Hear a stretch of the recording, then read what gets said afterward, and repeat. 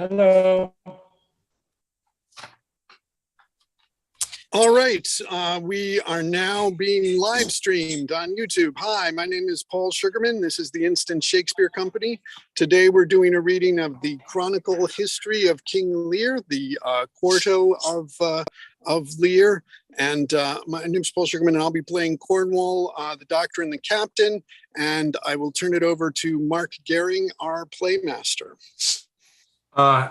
Everyone, I'd like to welcome you and thank you for joining in this, especially you, Angus, all the way from London, and doing your cameos in 1-1, or in the first act, I mean.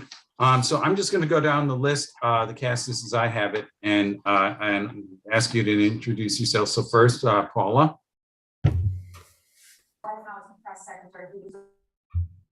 You're muted, Paula. Your audio's on. You're muted. Thank you. I'm Paula Hosa, and I am reading King Lear. Jackie. Oh, I'm here, and I'm reading Goneril. I'll be right back. Okay, Michael Gardner is not here yet. He's reading Duke of Albany. Ken. Ken Lane, I'm doing Oswald, and I think the Old Man and the Herald. Correct. Yasha. Hello, my name is Yasha, and I'm reading Regan. And Paul already announced himself as Duke of Cornwall, Doctor and Captain. Christina. I'm Christina Osterling. I'm reading Cordelia. Eleanor. I'm Eleanor Elizabeth Foreman. I'm playing the King of France, also gentleman, Curran, and servant. And Angus. Angus Hepburn in London, and it's now 10 past midnight, which is why I'm only in Act 1, doing the Duke of Burgundy and then a servant, sometimes called a knight or servant, or both one or other. Yes. Clinton. I'm Clinton Powell, and I'm reading the Earl of Kent. And Evan. Hi, I'm Evan. I'm playing the Fool. I am also filling in for Michael as Albany until he gets here. Great. Tony. Tony Scheinman, playing the role of Gloucester.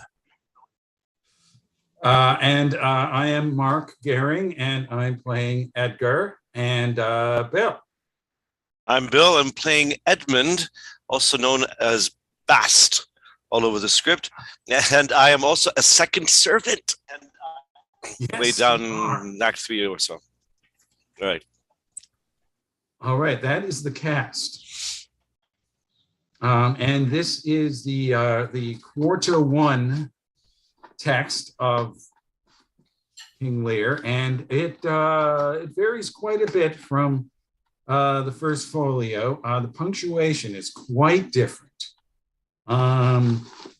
And it either lets you get really creative with the differences between the two texts, or, what you will. Now, okay, so sometimes we talk about whether or not we want to read scenes, read stage directions.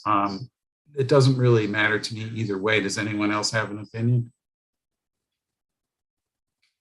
I'm for reading them. Okay, do you want to read them yourself? I'll give it a whirl. Okay. Well, with that, let's get started.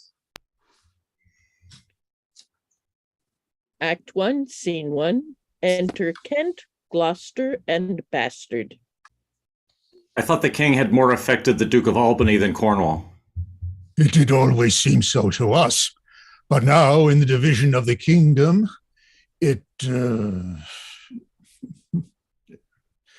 matter appears not which of the dukes he values most, for equities are so weighed that curiosity in neither can make choice of either's moiety. Is not this your son, my lord? His breeding, sir, has been at my charge. I have so often blushed to acknowledge him that now I am braced to it. I cannot conceive you. Sir, this young fellow's mother could, Whereupon she grew round-wombed, and had indeed, sir, a son for her cradle, ere she had a husband for her bed. Do you smell a fault? I cannot wish the fault undone, the issue of it being so proper. But I have, sir, a son by order of law, some year elder than this, who yet is no dearer in my account, though this knave came something saucily into the world before he was sent for. Oh, yet was his mother fair. There was good sport at his making, and the whoreson must be acknowledged. Do you know this noble gentleman, Edmund?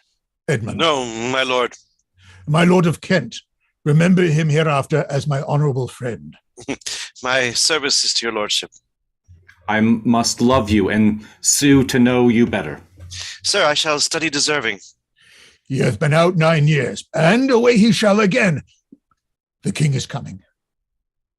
Sound a senate. Enter one bearing a coronet, then Lear, then the Dukes of Albany and Cornwall, next Goneril, Regan, Cordelia with followers.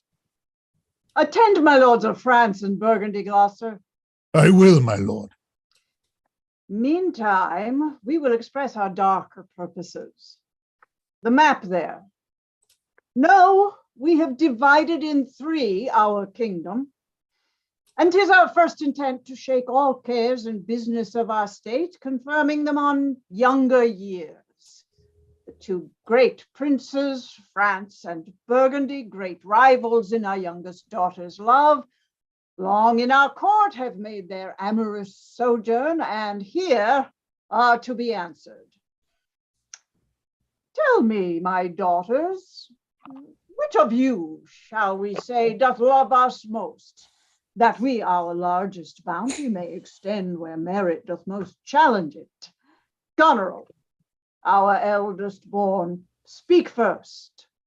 Oh, sir, I do love you more than words can wield the matter, dearer than eyesight, space or liberty, beyond what can be valued rich or rare, no less than life, with grace, health, beauty, honor, as much a child ere loved, or father friend, a love that makes breath poor and speech unable, beyond all manner of so much I love you. What shall Cordelia do? Love and be silent. Of all these bounds, even from this line to this, with shady forests and wide-skirted meads, we make thee lady. To thine and Albany's issue be this perpetual. What says our second daughter, our dearest Regan, wife to Cornwall? Speak.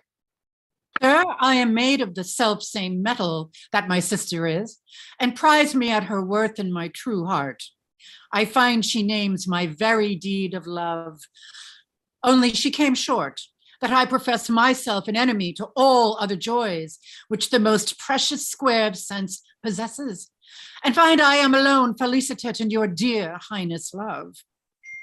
And poor Cordelia, and yet not so, since I am sure my love's more richer than my tongue. To thee and thine hereditary ever remain this ample third of our fair kingdom, no less in space, validity, and pleasure than that confirmed on Goneril. But now our joy, although the last, not least in our dear love, what can you say to win a third more opulent than your sisters? Nothing, my lord. How? Nothing can come of nothing. Speak again. Unhappy that I am, I cannot heave my heart into my mouth. I love your majesty according to my bond, nor more nor less. Go to, go to. Now mend your speech a little, lest it may mar your fortunes. Good my lord, you have begot me, bred me, loved me. I return those duties back as are right fit, obey you, love you, and most honor you. Why have my sisters husbands, if they say they love you all? Happily, when I shall wed that lord, whose hand must take my plight, shall carry half my love with him, half my care and duty, Sure, I shall never marry like my sisters to love my father all. But goes this with thy heart? Aye, good my lord. So young and so untender. So young, my lord, and true. Ah, let it be so. Thy truth, then, be thy dower. For by the sacred radiance of the sun, the mistress of Hecate, and the might, by all the operations of the orbs, from whom we do exist and cease to be, here I disclaim all my paternal care, propinquity, and property of blood, and as a stranger to my heart and me, hold thee from this forever. The barbarous Scythian, or he that makes his generation messes to gorge his appetite, shall be as well neighbored, pitied, and relieved as thou, my sometime daughter. Good, my liege. Peace, Kent. Come not between the dragon and his wrath. I loved her most, and thought to set my rest on her kind nursery. Hence, and avoid my sight. So be my grave my peace, as here I give her father's heart from her. Call France. Who stirs? Call Burgundy, Cornwall, and Albany. With my two daughters' dower, digest this third. Let pride, which she calls plainness, marry her. I do invest you jointly in my power, preeminence, and all the large effects that troop with majesty. Ourself, by monthly course, with reservation of 100 knights by you to be sustained, shall our abode make with you by due terms. Only we still retain the name and all the additions to a king, the sway, revenue, execution of the rest, beloved sons, be yours. Which, to confirm, this coronet part mixed betwixt you. Royal Lear, whom I have ever honored as my king, loved as my father, as my master followed, as my great patron thought on in my prayers. The bow is bent and drawn, make from the shaft. Let it fall rather, though the fork invade the region of my heart. Be Kent unmannerly when Lear is man.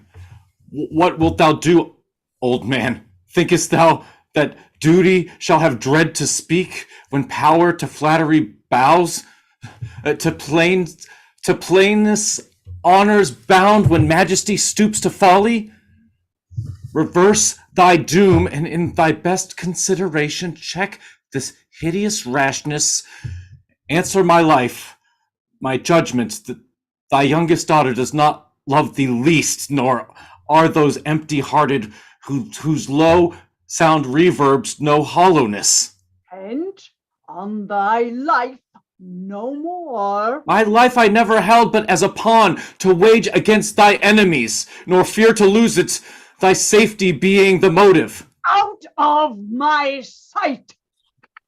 See better, Lear, and let me still remain the true blank of thine eye. Oh, and now, by Apollo! Now by Apollo, king, thou swearest thy gods in vain. Vassal, recreant! Do, and kill thy physician, and the fee bestow upon the foul disease. Revoke thy doom, or whilst I can vent clamor from my throat, I'll tell thee thou dost evil.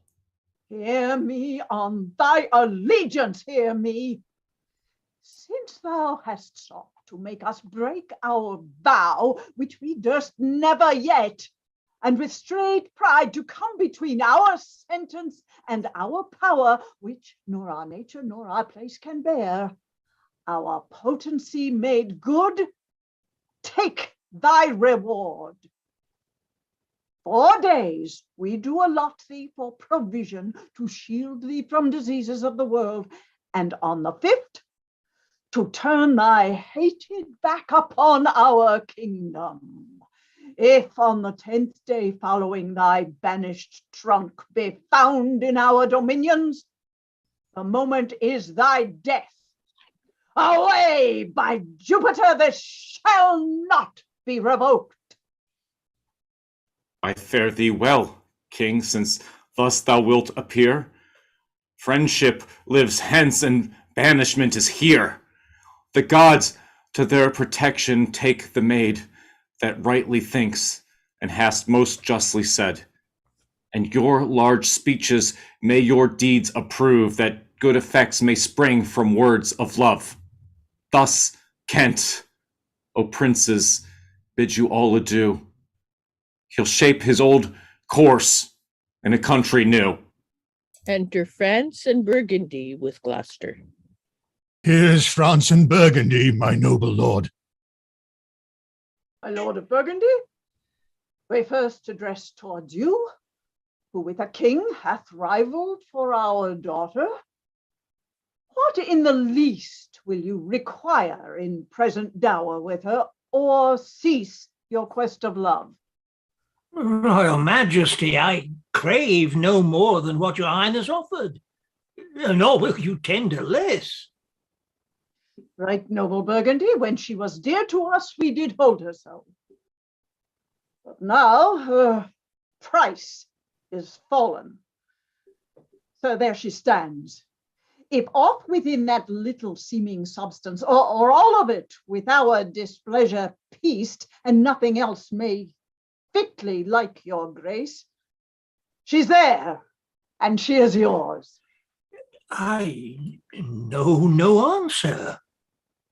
Sir, will you, with those infirmities she owes, unfriended, new adopted to our hate, covered with our curse, and strangered with our oath, take her or leave her?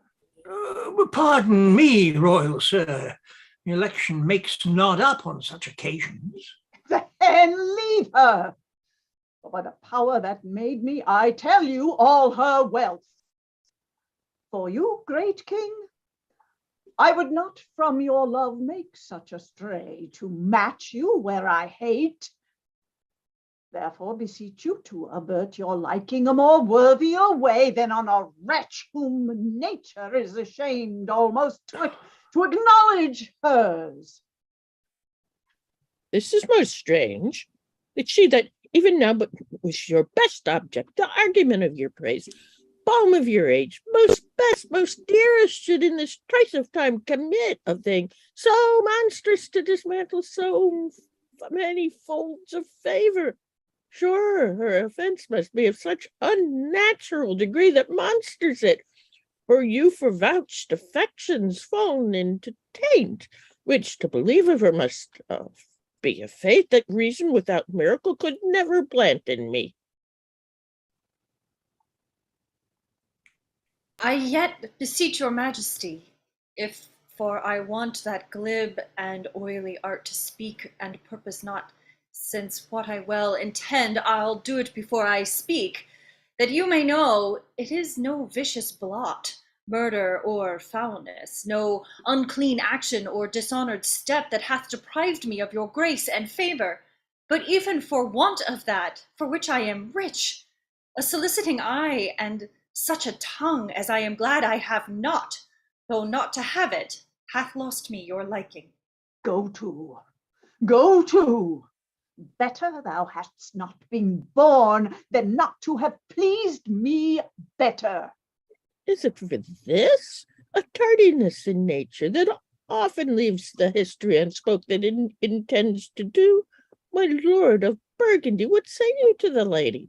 Love is not love when it is mingled with respects that stands aloof from the entire point. Will you have her? She is herself a dower. Royal Lear, give but that portion which yourself proposed, and here I take Cordelia by the hand, Duchess of Burgundy. Nothing, I have sworn. I am sorry then you have so lost a father that you must lose a husband. Peace be with Burgundy. Since that respects of fortune are his love, I shall not be his wife. Fairest Cordelia, that are most rich being poor, most choice forsaken, and most loved despised, thee and thy virtues here I seize upon. Be it lawful, I take up what's cast away. God,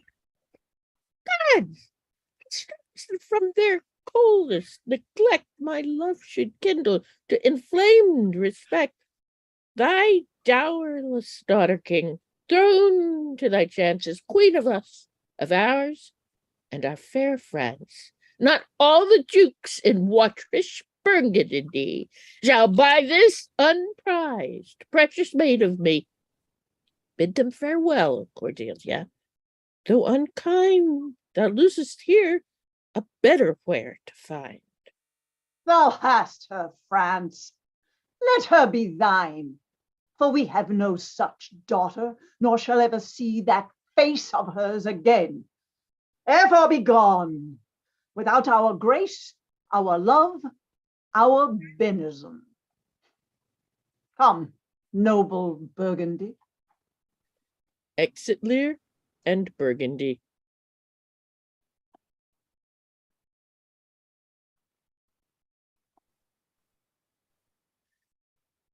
Bid farewell to your sisters. The jewels of our father, with washed eyes Cordelia leaves you. I know you what you are, and like a sister am most loath to call your faults, as they are named. Use well our father, to your professed bosoms I commit him, but yet alas, stood I within his grace, I would prefer him to a better place. So farewell to you both. Prescribe not us our duties. Let your study be to content your lord, who hath received you at fortune's alms. You have obedience scanted, and well are worth the worth that you have wanted. Time shall unfold what pleaded cunning hides, who covers faults, at last shame them derides. Well may you prosper. Come, fair Cordelia. Exit France and Cordelia. Sister, it is not a little I have to say of what most nearly pertains to us both. I think our father will hence tonight. That's most certain, and with you, next month with us. You see how full of changes his age is. The observation we have made of it hath not been little. He always loved our sister most, and with what poor judgment he hath now cast her off, appears too gross. 'Tis the infirmity of his age, yet he hath ever but slenderly known himself. The best and soundest of his time hath been but rash. Then must we look to receive from his age not alone the imperfection of long engrafted condition, but herewithal unruly waywardness that infirm and chronical years bring with them. Such unconstant starts are we like to have from him as this of Kent's banishment. There is further compliment of leave taken between France and him. Pray, let's hit together. If our father carry authority with such dispositions as he bears, this last surrender of his will but offend us. We shall further think on it. We must do something. And eat. Thou nature art my goddess. To thy law my services are bound. Wherefore should I stand in the plague of custom and permit the curiosity of nations to deprive me, for that I am some 12 or 14 moonshine's lag of a brother? Why bastard? Wherefore base? When my dimensions are as well compact, my mind as generous, and my shape as true as honest madam's issue, why brand they us with base bastardy? Who in the lusty stealth of nature take more composition and fierce quality than doth within a stale, dull-eyed bread go to the creating of a whole tribe of fops got tween asleep and wake? Well, the legitimate Edgar, I must have your land. Our father's love is to the bastard Edmund as to the legitimate. Well, my legitimate, if this letter speed and my invention thrive, Edmund, the base shall truth legitimate. I grow, I prosper. Now, God, stand up for bastards! Kent banished thus. Gloucester. Kent banished thus, and France and Collar parted, and the king gone tonight, subscribed his power, confined to exhibition. All this is done upon the gad. Edmund, how now? What news? So please, your lordship, none. Why so earnestly seek you to put up that letter? I know no news, my lord. What paper were you reading? Nothing, my lord. No? No. What needs then that terrible dispatch of it into your pocket? The quality of nothing hath not such need to hide itself. Let's see, come. If it be nothing, I shall not need spectacles. I beseech you, sir, pardon me. It is a letter from my brother that I have not all o'erread, for so much as I have perused, I find it not fit for your liking. Give me the letter, sir. I shall offend either to detain or to give it. The contents, as in my part, I understand them are to blame. Let's see. I hope for my brother's justification. He wrote this, but as an essay or taste of my virtue. This policy of age makes the world bitter to the best of our times, keeps our fortunes from us till our oldest, cannot relish them. I begin to find an idle and fond bondage in the oppression of aged tyranny, who sways not as it hath power, but as it is suffered. Come to me that of this I can speak more. If our father would sleep till I waked him, you should enjoy half his revenue forever, and live the beloved of your brother, Edgar. Conspiracy? Sleep till I waked him? You should enjoy half his revenue. My son Edgar had a hand to write this, a heart and brain to breed it in. Whence came this to you? Who brought it? It was not brought to me, my lord. There's the cunning of it. I found it thrown in the casement of my closet. You know the character to be your brother's. If the matter were good, my lord, I dare swear it were his, but in respect of that, I would fain think it were not. It is his. It is his hand, my lord, but I hope his heart is not in its contents. Hath he never heretofore sundered you in this business? Never, my lord, but I have often heard him maintain it to be fit that sons at perfect age and fathers declining, his fathers should be as ward to the son, and the son manage the revenue. Oh, villain! Villain! His very opinion in the letter! Abhorred villain! Unnatural, detested, brutish villain! Worse than brutish! Go, sir, seek him. I'll apprehend him. Abominable villain! Where is he? I do not well know, my lord. If it shall please you to suspend your indignation against my brother till you can derive from him better testimony of this intent, you should run a certain course where if you vilely proceed against him, mistaking his purpose, it would make a great gap of your own honor and shake the pieces the heart of his obedience. I dare pawn down my life for him. He hath wrote this to feel my affection to your honor and to no further pretense of danger. Think you so? If your honor judge it meet, I will place you where you shall hear us confer of this, and by an a regular assurance have your satisfaction, and that without any further delay than this very evening. He cannot be such a monster. Noise not sure. To his father that so tenderly and entirely loves him, heaven and earth. Edmund, seek him out. Wind me into him. I pray you, frame your business after your own wisdom. I will not state myself to be in a due resolution. I shall seek him, sir, presently. Convey the business as I shall see means and acquaint you withal. Oh, these late eclipses in the sun and moon portend no good to us. Though the wisdom of nature can reason thus and thus, yet nature finds itself scourged by the subsequent effects. Love cools, friendship falls off, brothers divide, in cities mutinies, in countries discords, palaces treason, the bond cracked twixt son and father. Find out this villain, Edmund. It shall lose thee nothing. Do it carefully.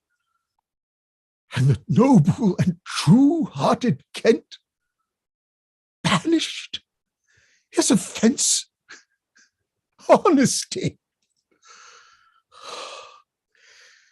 'Tis strange. This is excellent foppery of the world, that when we are sick in fortune, often the surfeit of our own behavior, we make guilty of our disasters. The sun, the moon, and the stars, as if we were villains by necessity, fools by heavenly compulsion, knaves, thieves, treacherers by spiritual predominance, drunkards, liars, and adulterers by an enforced obedience of planetary influence, and all that we are evil in by a divine thrusting on an admirable libation of whoremaster man to lay his goatish disposition to the charge of stars. My father, compounded with my mother under the dragon's tail, and my nativity was under Ursa Major, so that it follows I am rough and lecherous. What I should have been that I am, had the maidenless star of the firmament twinkled on my bastardy. Enter Edgar.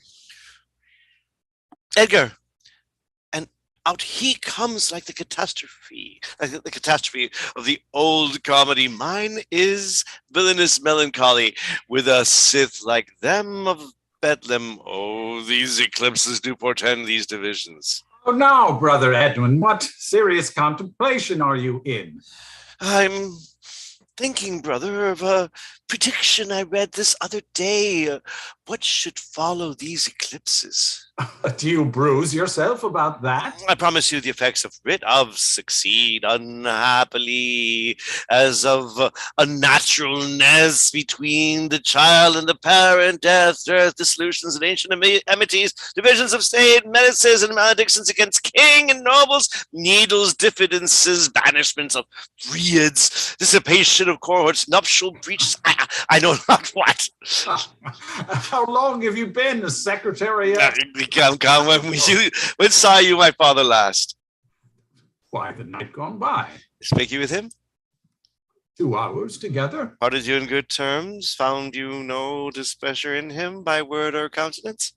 None at all. Bethink yourself, wherein you may have offended him at my entreaty, forbear his presence till some little time hath qualified the heat of his displeasure, which at this instant so rageth in him, that with the mischief of your parson it would scarce allay. Some villain hath done me wrong. That's my fear, brother. I advise you to the best. Go armed. I'm no honest man if there be any good meaning towards you. I have told you what I have seen and heard, but faintly, nothing like the image of horror of it. Pray you, away? Shall I hear from you anon? I do serve you in the business. Exit Edgar. A credulous father and a brother noble.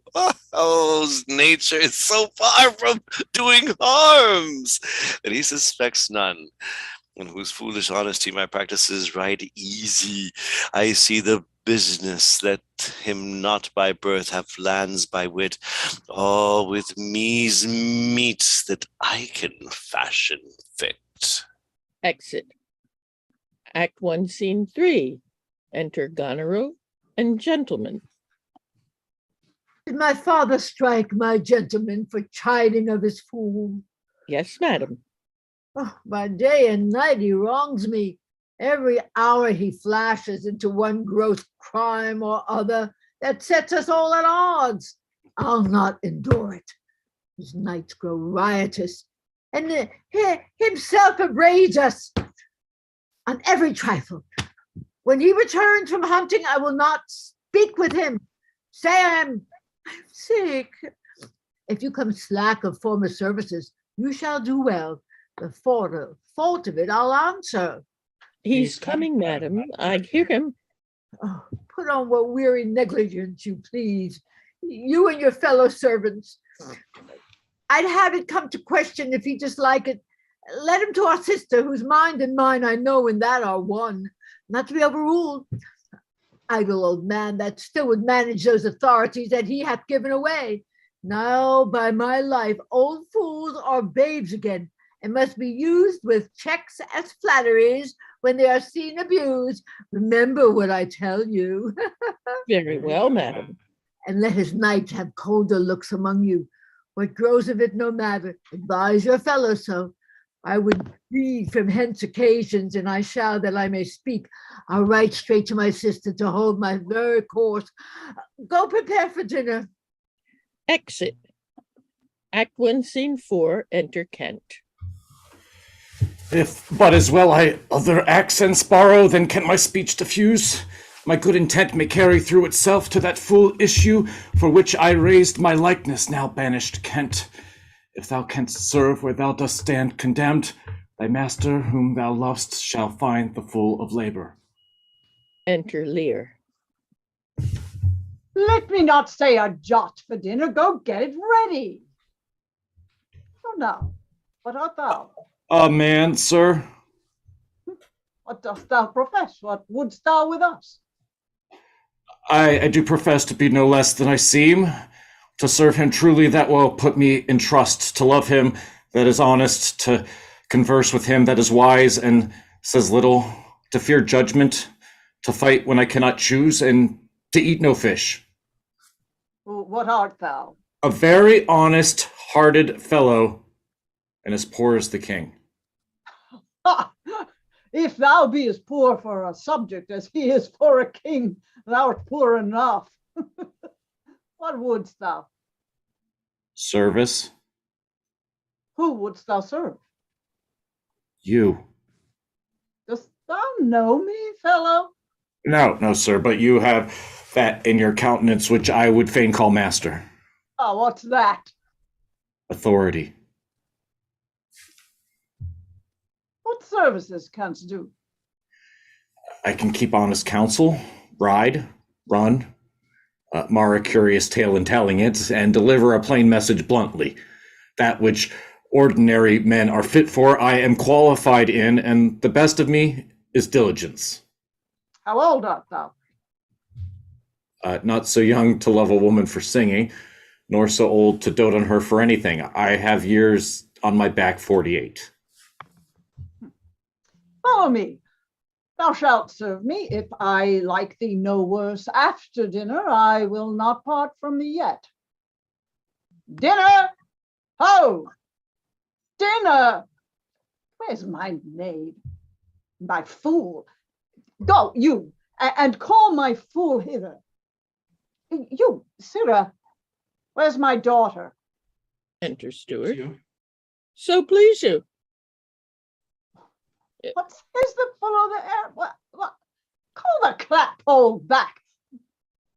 Where's my fool? Oh, no, I think the world's asleep. Oh, no, where's that mongrel? He says, my lord, your daughter is not well. Why came not the slave back to me when I called him? Sir, he answered me in the roundest manner. He would not. Would not?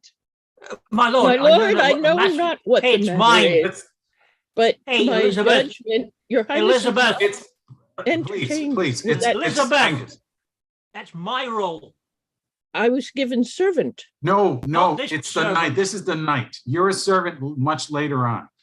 It says servant. It It's says tonight. 3-7. 3-7. My you're- lord, I know not what the matter is, but to my judgment, your highness is not entertained with that ceremonious affection as you were wont. There's a great abatement. Appears as well in the general dependence as in the duke himself also, and your daughter. Ha! Sayest thou so? Well, I beseech you, pardon me, my lord, if I be mistaken, for my duty cannot be silent when I think your highness wronged. Thou but rememberest me of mine own conception. I have perceived a most faint neglect of late, which I've rather blamed as mine own jealous curiosity than as a very pretense and purport of unkindness. I will look further into it. But where's this fool? I've not seen him this 2 days. Since my young lady is going into France, sir, the fool has much pined away. No more of that, I have noted it. Go you and tell my daughter I would speak with her. And go you call hither my fool. Oh, you, sir, come you hither. Who am I, sir? My lady's father. My lady's father. My lord's knave, you horse and dog, you slave, you cur. I am none of this, my lord. I beseech you, pardon me. Do you bandy looks with me, you rascal? I'll not be struck, my lord. Nor tripped neither, you base football player. I thank thee, fellow. Thou servest me, and I love thee. Come, sir, I'll teach you differences. Away, away, if you will measure your lubber's length again. Tarry, but away. You have wisdom. Ah, friendly knave, I thank thee. There's earnest of thy service. Enter fool. Let me hire him too. Here's my coxcomb. Oh, now, my pretty knave, how dost thou? Sirrah, you would best take my coxcomb. Why, fool? Why? For taking one's part that's out of favor. Nay, that thou canst not smile as the wind sits. Thou's catch cold shortly. There, take my coxcomb. Why, this fellow hath banished two's daughters and done the third a blessing against his will. If thou follow him, thou must needs wear my coxcomb. How now, nuncle? Would I had 2 coxcombs and 2 daughters? Why, my boy? If I gave them any living, I'd keep my coxcombs to myself. There's mine, beg another of thy daughters. Take heed, sirrah, take heed, the whip. Truth is a dog that must to kennel. He must be whipped out when Lady of the Brock may stand by the fire and sink. A pestilent gall to me. Sirrah, I'll teach thee a speech. Do. Mark it, uncle. Have more than thou showest. Speak less than thou knowest. Lend less than thou owest. Ride more than thou goest. Learn more than thou trowest. Set less than thou throwest. Leave thy drink and thy whore, and keep in a door, and thou shalt have more than 2 tends to a score. This is nothing, fool. Ha! Then, like the breath of an unfed lawyer, you gave me nothing for't. Can you make no use of nothing, uncle? Why, no, boy, nothing can be made out of nothing. Prithee, tell him so much the rent of his land comes to, he will not believe a fool. A bitter fool. Dost thou know the difference, my boy, between a bitter fool and a sweet fool? Oh, no, lad, teach me. That lord that counseled thee to give away thy land, come place him here by me. Do thou for him stand. The sweet and bitter fool will presently appear. The one in motley here, the other found out there? Dost thou call me fool, boy? All thy other titles thou hast given away that thou wast born with. This is not altogether fool, my lord. No, faith, lords and great men will not let me. If I had a monopoly out, they would have patent. And ladies, too, they will not let me have all the fool to myself. They'll be snatching. Give me an egg, nuncle, and I'll give thee 2 crowns. What 2 crowns shall they be? Why, after I have cut the egg in the middle and eat up the meat, the 2 crowns of the egg. When thou clovest thy crown in the middle and gavest away both parts, thou borest thy ass at the back or the dirt.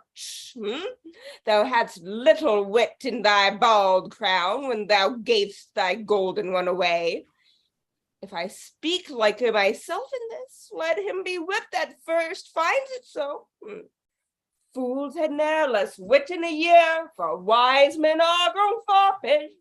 They know not how their wits do wear, their manners are so apish. And were you so wont to be so full of songs, sirrah? Oh, I have used it, nuncle, ever since thou madest thy daughters thy mother, for when thou gavest the rod and putst down thine own breeches, then they for sudden joy did weep, and I for sorrow sung, that such a king should play bo peep and go the fools among. Prithee, nuncle, keep a schoolmaster that can teach thy fool to lie. I would fain learn to lie. And you lie, we'll have you whipped. Oh, I marvel what kin thou and thy daughters are. They'll have me whipped for speaking true. Thou wilt have me whipped for lying, and sometime I am whipped for holding my peace. I had rather be any kind of thing than a fool, and yet I would not be thee, nuncle. Thou hast pared thy wit at both sides and left nothing in the middle. Here comes one of the pairings. Enter Goneril. How now, daughter?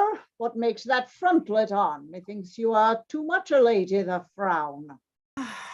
Thou wast a pretty fellow when thou hadst no need to care for her frown.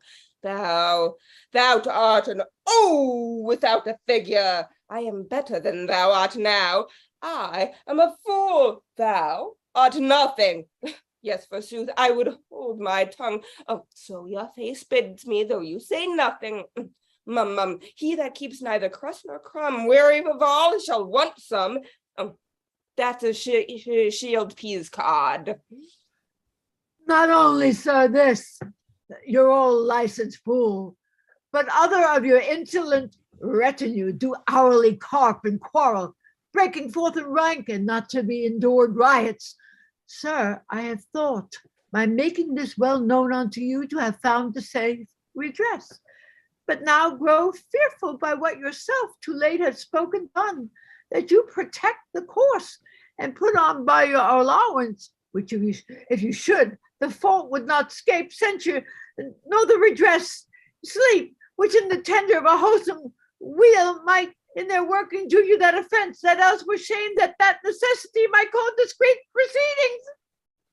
For you trow, uncle, the hedge sparrow fed the cuckoo so long that it had its head bit off by its young. So out went the candle, and we were left darkling.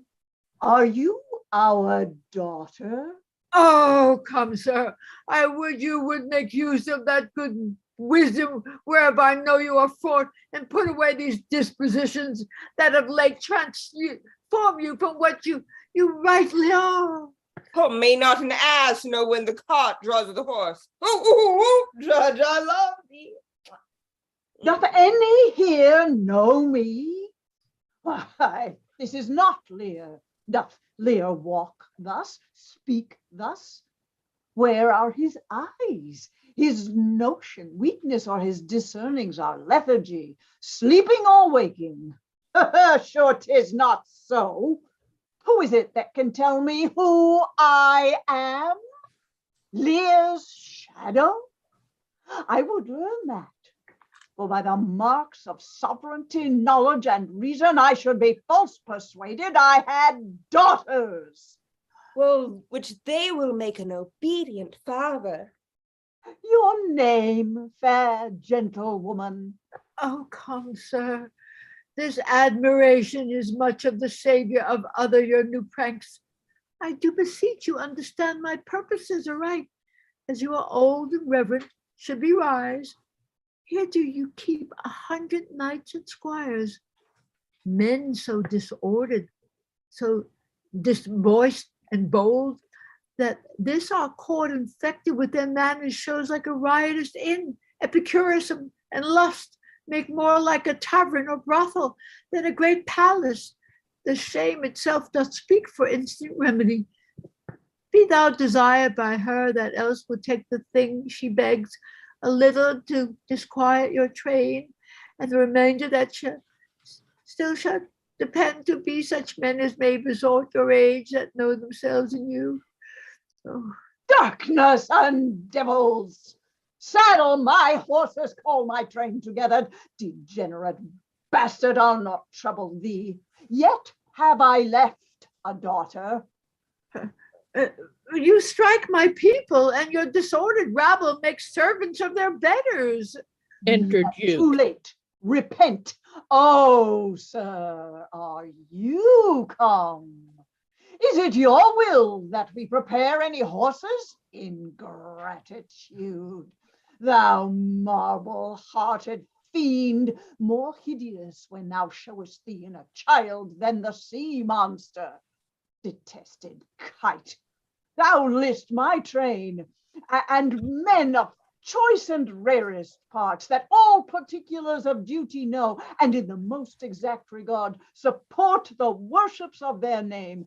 Oh, most small fault, how ugly didst thou in Cordelia show, that like an engine wrenched my frame of nature from the fixed place, drew from my heart all love, and added to the gall. Oh, Lear, oh, Lear, beat at this gate that let thy folly in and thy dear judgment out. Go, go, my people. I am as guiltless as I am ignorant. It may be so, my lord. Hark, nature! Here, dear goddess, suspend thy purpose. If thou didst intend to make this creature fruitful into her womb, convey sterility, dry up in her the organs of increase, and from her derogate body never spring a babe to honor her.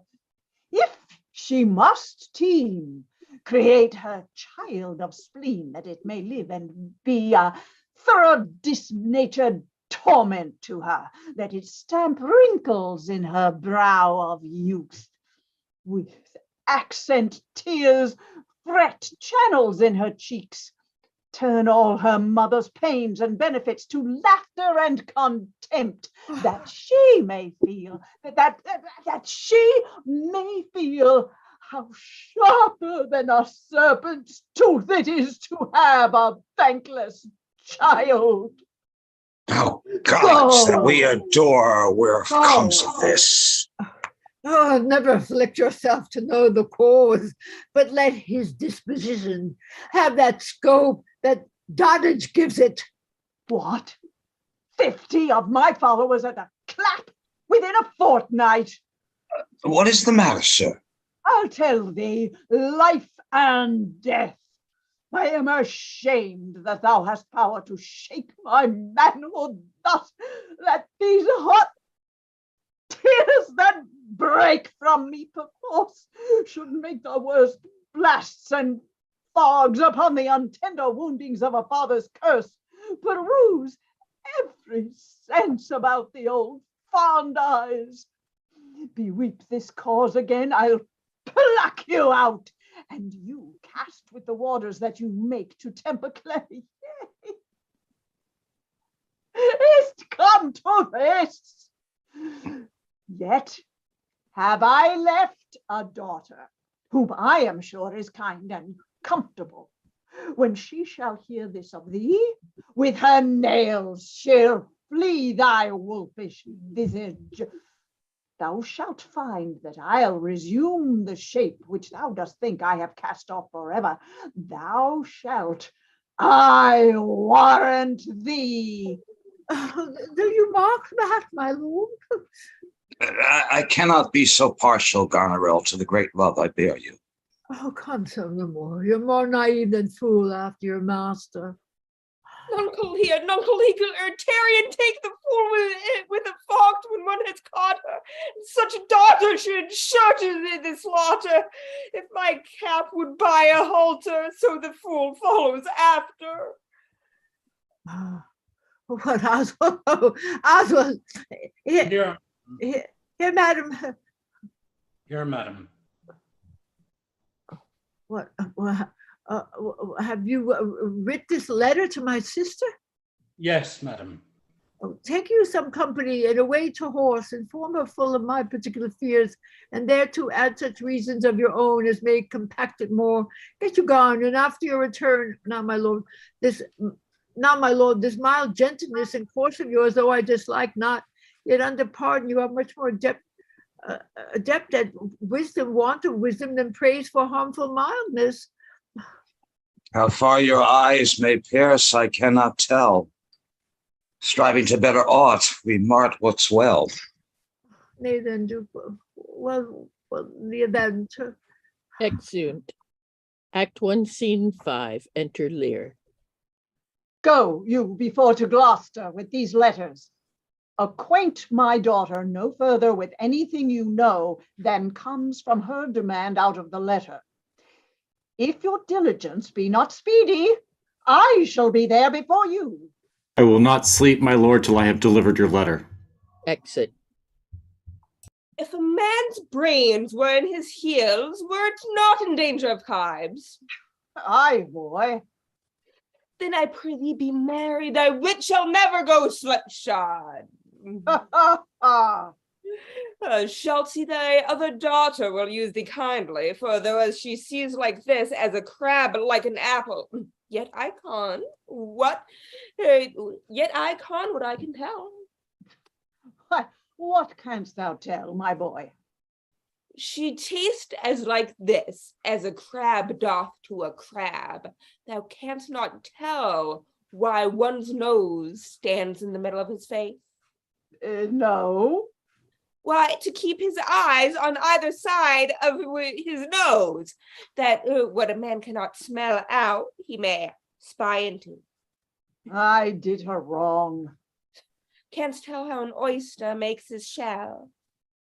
No. Nor I neither, but I can tell why a snail has house. Why? Why, to put his head in, not to give it away to his daughter and leave his horns without a case. Oh, I will forget my nature. So kind a father. Be my horses ready. Thy asses are gone about them. The reason why the 7 stars are no more than 7 is a pretty reason. Because they are not 8. Oh, yes, that would make a good fool. Take it again perforce. Monster, ingratitude. If thou wert my fool, uncle, I'd have thee beat for being old before thy time. How's that? Thou shouldst not have been old before thou hadst been wise. Oh, let me not be mad, sweet heaven. I would not be mad. Keep me in temper. I will not be mad. Are the horses Ready, my lord. ready? Come, boy. Exit. She that is made now and laughs at my departure shall not be made long, except things be cut short. Act 2, Scene 1. Enter Bastard and Curran meet. Save thee, Curran. Save And you, thee. sir. I have been with your father and given him notice that the Duke of Cornwall and his Duchess will be here with him tonight. How comes that? Nay, I know not. You have heard of the news abroad, I mean the whispered ones, for there are yet but ear-busting arguments. Not, I pray you, what are they? Have you heard of no likely wars twixt the two Dukes of Cornwall and Albany? Not a word. You may then in time. Fare you well, sir. The Duke be here tonight. Better best this weaves itself perforce into my business. My father hath set guard to take my brother, and I have one thing of a queasy question which must ask briefness and fortune help. Brother, a word to send, brother. I say, my father watches. Oh, fly this place. Intelligence is given where you are hid. You have now the good advantage of the night. Have you not spoken against the Duke of Cornwall? Aught, he's coming here, thither now in the night. It asked, and Regan with him. Have you nothing said upon his party against the Duke of Albany? Advise your... I'm sure on it, not a word. I hear my father coming. Pardon me, engraving. I must draw my sword upon you, is to seem to defend yourself. Now, quit you well, yield. Come before my father, light here, fly, brother, flight, torches, so farewell. Some blood drawn on me would beget opinion of my more fierce endeavor. I have seen drunkards do more than this in sport. Father, stop, no, help. Enter Gloucester. Now, Edmund, where is this villain? He stood here in the dark, his sharp sword out, warbling of wicked charms, conjuring the moon, and stands auspicious mistress. But where is he? Look, sir, I bleed. Where is the villain, Edmund? Fled this way, sir. But by no means he could. Pursue him! Go after! By no means what? Persuade me to the murder of your lordship, but that I told him the revenge of gods against parasites did all their thunders bend, spoke with how many fold and strong a bond the child was bound to the father. Sir, to fine, seeing how lowly opposite I stood to his unnatural purpose with fell motion, with his prepared sword, he charges home my unprovided body, launched mine arm, but when he saw my best alarmed spirits rolled in the quarrel's rights, roused to the encounter, or whether gasted by the noise I made, but suddenly he fled. Let him fly far. Not in this land shall he remain uncaught and found. Dispatch! The noble Duke, my master, my worthy arch and patron, comes tonight. By his authority I will proclaim it, that he which finds him shall deserve our thanks, bringing the murderous caitiff to the stake. He that conceals him, death! When I dissuaded him from his intent, he had found him pight to do it. With cursed speech I threatened to discover him. He replied, thou unpossessing bastard, dost thou think if I would stand against thee, could the reposure of any trust, virtue, or worth in thee make my words faith? No, but I should deny as this I would, though thou didst produce my very character. I turn it all to thy suggestion, plot and damned pretense. Thou must make a dullard of the world if they not thought the profits of my death were very pregnant in potential spurs to make thee seek it. Strong and fastened villain. Would he deny his letter? I never got him. Hark! The Duke's trumpets. I know not why he comes. All ports I'll bar! The villain shall not escape! The Duke must grant me that. Besides, his picture will I send far and near, that all the kingdom may have note of him and of my land.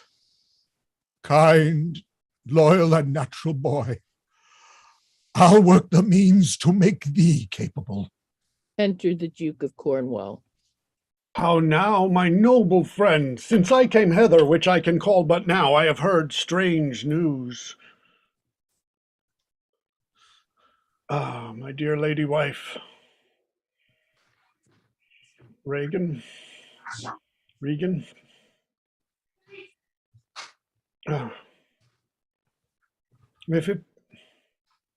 If If it be true, all vengeance comes too short, which can pursue the offender.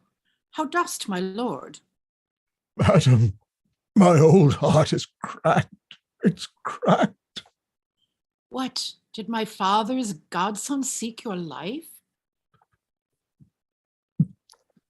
He whom my father named your Edgar? Lady, shame would have it so. Was he not companion with the riotous knights that tense upon my father? I know not, madam. 'Tis too bad, too bad. Yes, madam, he was. No, marvel then, though he were ill affected, 'tis they have put him on the old man's death to have these. Must have this his revenues. I have this present evening from my sister been well informed of them, and with such cautions that if they come to sojourn at my house, I'll not be there. Nor I, assure thee, Regan. Edmund, I heard that you have shown your father a childlike office. 'Twas my duty, sir.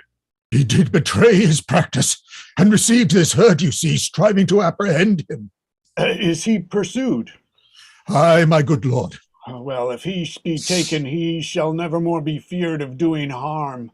Make your own purpose, how in my strength you please. For you, Edmund, whose virtue and obedience doth this instant so much commend itself, you shall be ours. Natures of such deep trust, we shall much need you. We first seize on. I shall serve you truly, however else.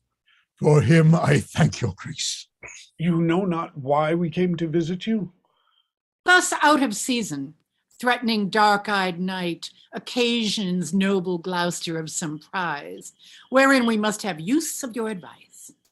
Our father, he hath writ, so hath our sister, of defenses which I best thought it fit to answer from our hand.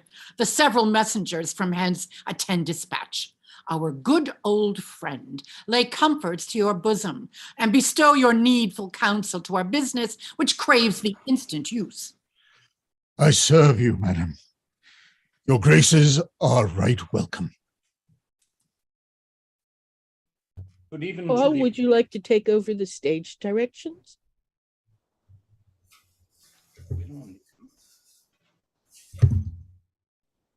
Good Continue. evening, friend. Art of the house, I, where may we set our horses? in the mire, No. Prithee, if thou love me, tell me. I love thee not. Why then, I care not for thee. If I had thee in lipshury pinfold, I would make thee care for me. Why dost thou use me thus? I know thee not. Fellow, I know thee. What dost thou know me for? A knave, a rascal, an eater of broken meats, a base, proud, shallow, beggarly, 3-shouted 100-pound, filthy worsted stocking knave, a lily-livered action-taking knave, a whoreson, glass-gazing, super financial rogue, one trunk inheriting slave, one that would be a bawd in way of good service, and art nothing but the composition of a knave, beggar, coward, pander, and the son and heir of a mongrel bitch, whom I will beat into clamorous whining if thou deny the least syllable of the addition. What a monstrous fellow art thou, thus to rail on one that's neither known of thee nor knows thee. What a brazen faced varlet art thou, to deny thou knowest me. Is it 2 days ago since I beat thee and tripped up thy heel before the king? Draw, you rogue, for though it be night, the moon shines. I'll make a sop of the moonshine of you. Draw, you whoreson, cullion, barber, smunger, draw! Away, I have nothing to do with thee. Draw, you rascal, you bring letters against the king and take Vanity, the puppet's part, against the royalty of her father. Draw, you rogue, or also carbonade your shanks. Draw, you rascal, come your ways. Help, oh, murder, help! Strike, you slave, stand, rogue, stand, you need slave, strike. Help, oh, murder, help! Oh, now, what's the matter? With your goodman boy, and you please come. I'll flesh you. Come on, young master. Weapons, arms! What's the matter here? Keep peace upon your lives. He dies that strikes again. What's the matter? The messengers from our sister and the king. What is your difference? Speak. I am scarce in breath, my lord. No marvel you have so bestirred your valor, you cowardly rascal. Nature disclaims in thee. A tailor made thee. Thou art a strange fellow. A tailor make a man? Aye, a tailor, sir, a stonecutter, or a painter could not have made him so ill, though he had been but 2 hours at the trade. Honey? Begad, how grew your quarrel? Oh my God. This ancient ruffian, sir, whose life I have spared at suit of his grey beard. Thou horse and Zed, thou unnecessary letter. My lord, if you'll give me leave, I will tread this unbolted villainy into mortar and daub the walls of a jack with him. Spare my grey beard your wagtail. Peace, sir, you beastly knave. You have no reverence. Yes, sir, but anger has a privilege. Why art thou angry? That such a slave as this should wear a sword, that wears no honesty. Such smiling rogues as these, like rats, oft bite those cords in twain which are to entrench, to in loose smooth every passion that in the natures of their lords rebel, bring oil to stir snow to their colder moods, renege, affirm, and turn their halcyon beaks with every gale and vary of their masters, knowing not like days but following, a plague upon you, epileptic visage, spoil your speeches, as I were a fool. Goose, and I had you upon Sarum Plain. I'll send you cackling home to Camelot. What, art thou mad, old fellow? How fell you out? Say that. No contraries hold more antipathy than I and such a knave. Why dost thou call him knave? What's his offense? His countenance likes me not. Oh, no more perchance does mine, or his, or hers. For 'tis my occupation to be plain. I have seen better faces in my time than stands on any shoulder that I see before me at this instant. This is a fellow who, having been praised for bluntness, doth affect a saucy ruffiness, and constrains the garb quite from his nature. He cannot flatter, he must be plain, he must speak truth, and they will take it so. If he's not plain, these kind of knaves I know, which in their plainness harbor more craft and more corrupter ends than 20 silly ducking observants that stretch their duties nicely. Sir, in good sooth, or insincere verity, under the allowance of your grand aspect, whose influence like the wreath of radiant fire in flickering Phoebus' front. What meanest thou by this? To God of my dialogue, which you discommend so much. I know, sir, I am no flatterer. He that beguiled you in a plain accent was a plain knave, which for my part I will not be, though I should win your displeasure to entreat me to it. What's the offense you gave him? I never gave him any. It pleased the king, his master, very late to strike at me upon his misconstruction, when he, conjunct and flattering his displeasure, tripped me behind, being down insulted, railed, and put upon him such a deal of man that worthied him, got praises of the king for him attempting who was self-subdued, and in the fletchment of this great exploit drew on me here again. None of these rogues and cowards but Ajax is their fool. Bring forth the stocks, ho! You stubborn, miscreant knave, you reverent braggart, we'll teach you. I am too old to learn. Call not your stocks for me. I serve the king, on whose employments I was sent to you. You should do small respect. Show too bold malice against the grace and person of my master, stopping his messenger. Fetch forth the stocks. As I have life and honor, there shall he sit till noon. Come over here. Till noon, till night, my lord, and all night too. Why, madam, if I were your father's dog, you could not use me so. Sir, being his knave, I will. This is a fellow of the selfsame nature our sisters speak of. Come, bring away the stocks. Let me beseech your grace not to do so. His fault is much, and the good king, his master, will check him for it. Your purpose below correction is such as basest and tenmest wretches for pilferings and most common trespasses are punished with. The king must take it ill that he's so slightly valued in his messenger should have him thus restrained. I'll answer that. My sister may receive it much worse, to have her gentleman abused, assaulted, for following his her affairs, but in his legs. Come, my good lord, away. I am sorry for thee, friend. 'Tis the duke's pleasure, which disposition all the world well knows, will not be ruled or stopped. I'll entreat for thee. Pray you do not, sir. I have watched and traveled hard. Sometime I shall sleep on it, the rest I'll whistle. A good man's fortune may grow out at heels. Give you good morrow. The duke's to blame in this. 'Twill be ill taken. Good king that must approve this common saw, that out of heaven's benediction comest to the warm sun. Approach thou beacon in this under globe, that by thy comfortable beams I may peruse this letter. Nothing almost sees my rack but misery.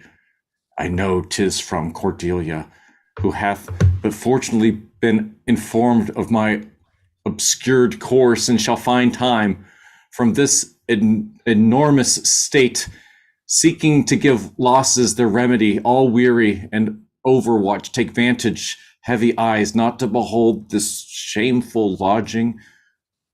Fortune, good night. Smile once more, turn thy wheel. Sleeps. Act 2, Scene 3. Enter Egbert. I hear myself proclaimed, and by the happy hollow of a tree escape the hunt. No port is free, no place that guard and most unusual vigilance does not attend my taking while I may escape. I will preserve myself, and be thought to take the basest and most poorest shape that ever penury in contempt of man brought near to beast. My face I'll grime with filth, blanket my loins, else all my hair with knots, and with presented nakedness outface the wind and persecution of the sky.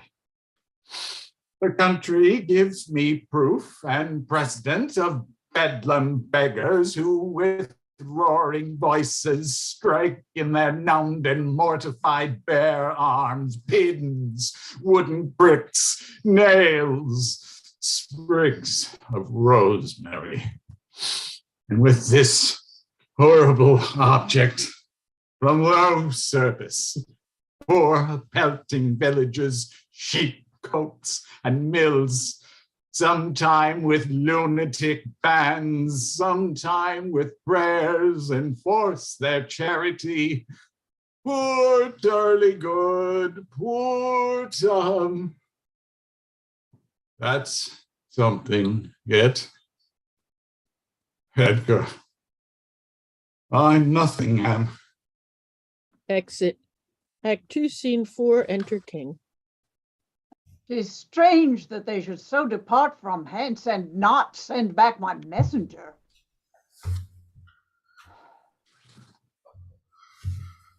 As I learned the night before, there was no purpose of his remove. Hail to thee, noble master. How? Makest thou this shame thy pastime? Look, he wears cruel garters. Horses are tied by the heels, dogs and bears by the neck, monkeys by the loins, and men by the legs. When a man's over lusty at legs, then he wears wooden nether stocks. What's he that has so much thy place mistook to set thee here? It is both he and she, your son and daughter. No. Yes. No, I say. I said yes. No, no, they would not. Yes, they have. By Jupiter, I swear, no, they durst not do it. They would not, could not do it. 'Tis worse than murder to do upon respect such violent outrage. Resolve me with all modest haste, which way thou mayst deserve, or they purpose this usage coming from us.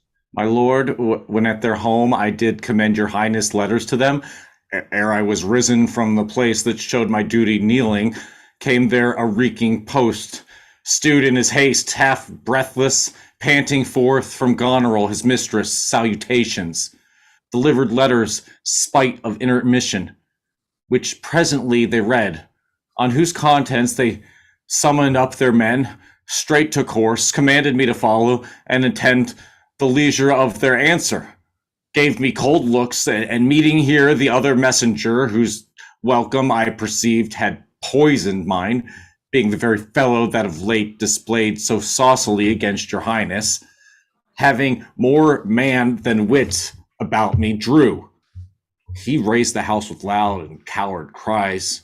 Your son and daughter found this trespass worth this shame which here it suffers.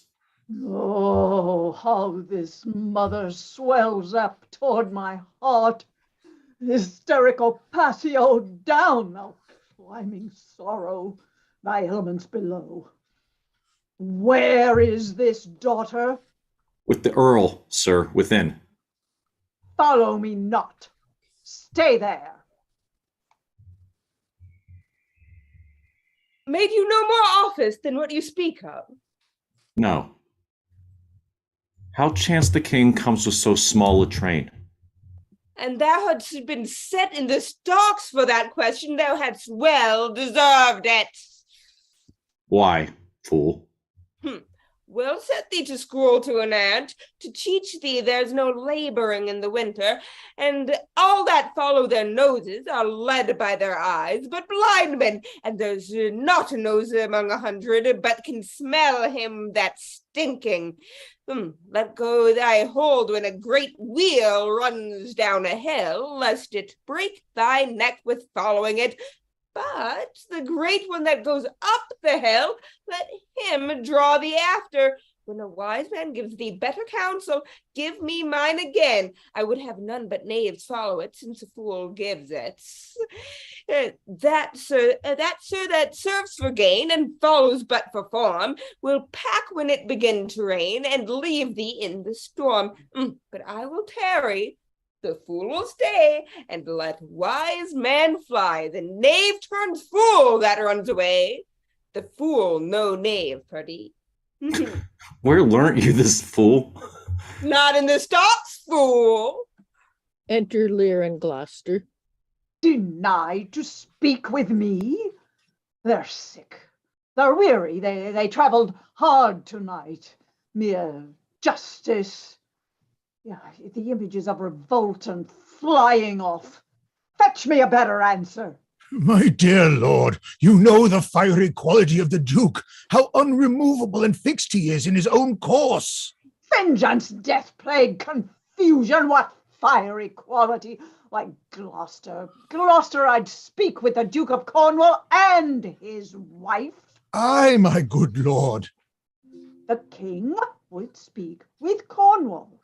The dear father would with his daughter speak, commands her service.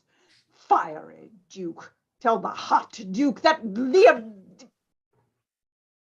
No, not yet.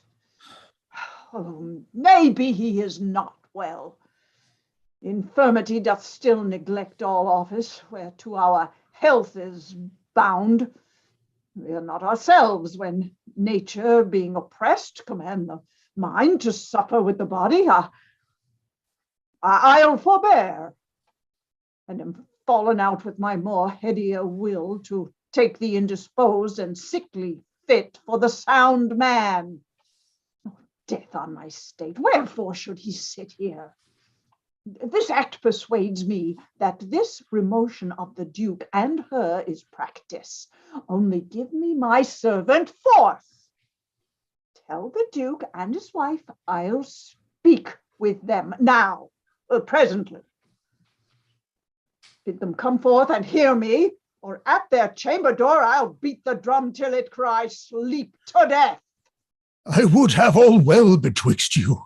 Oh, my heart.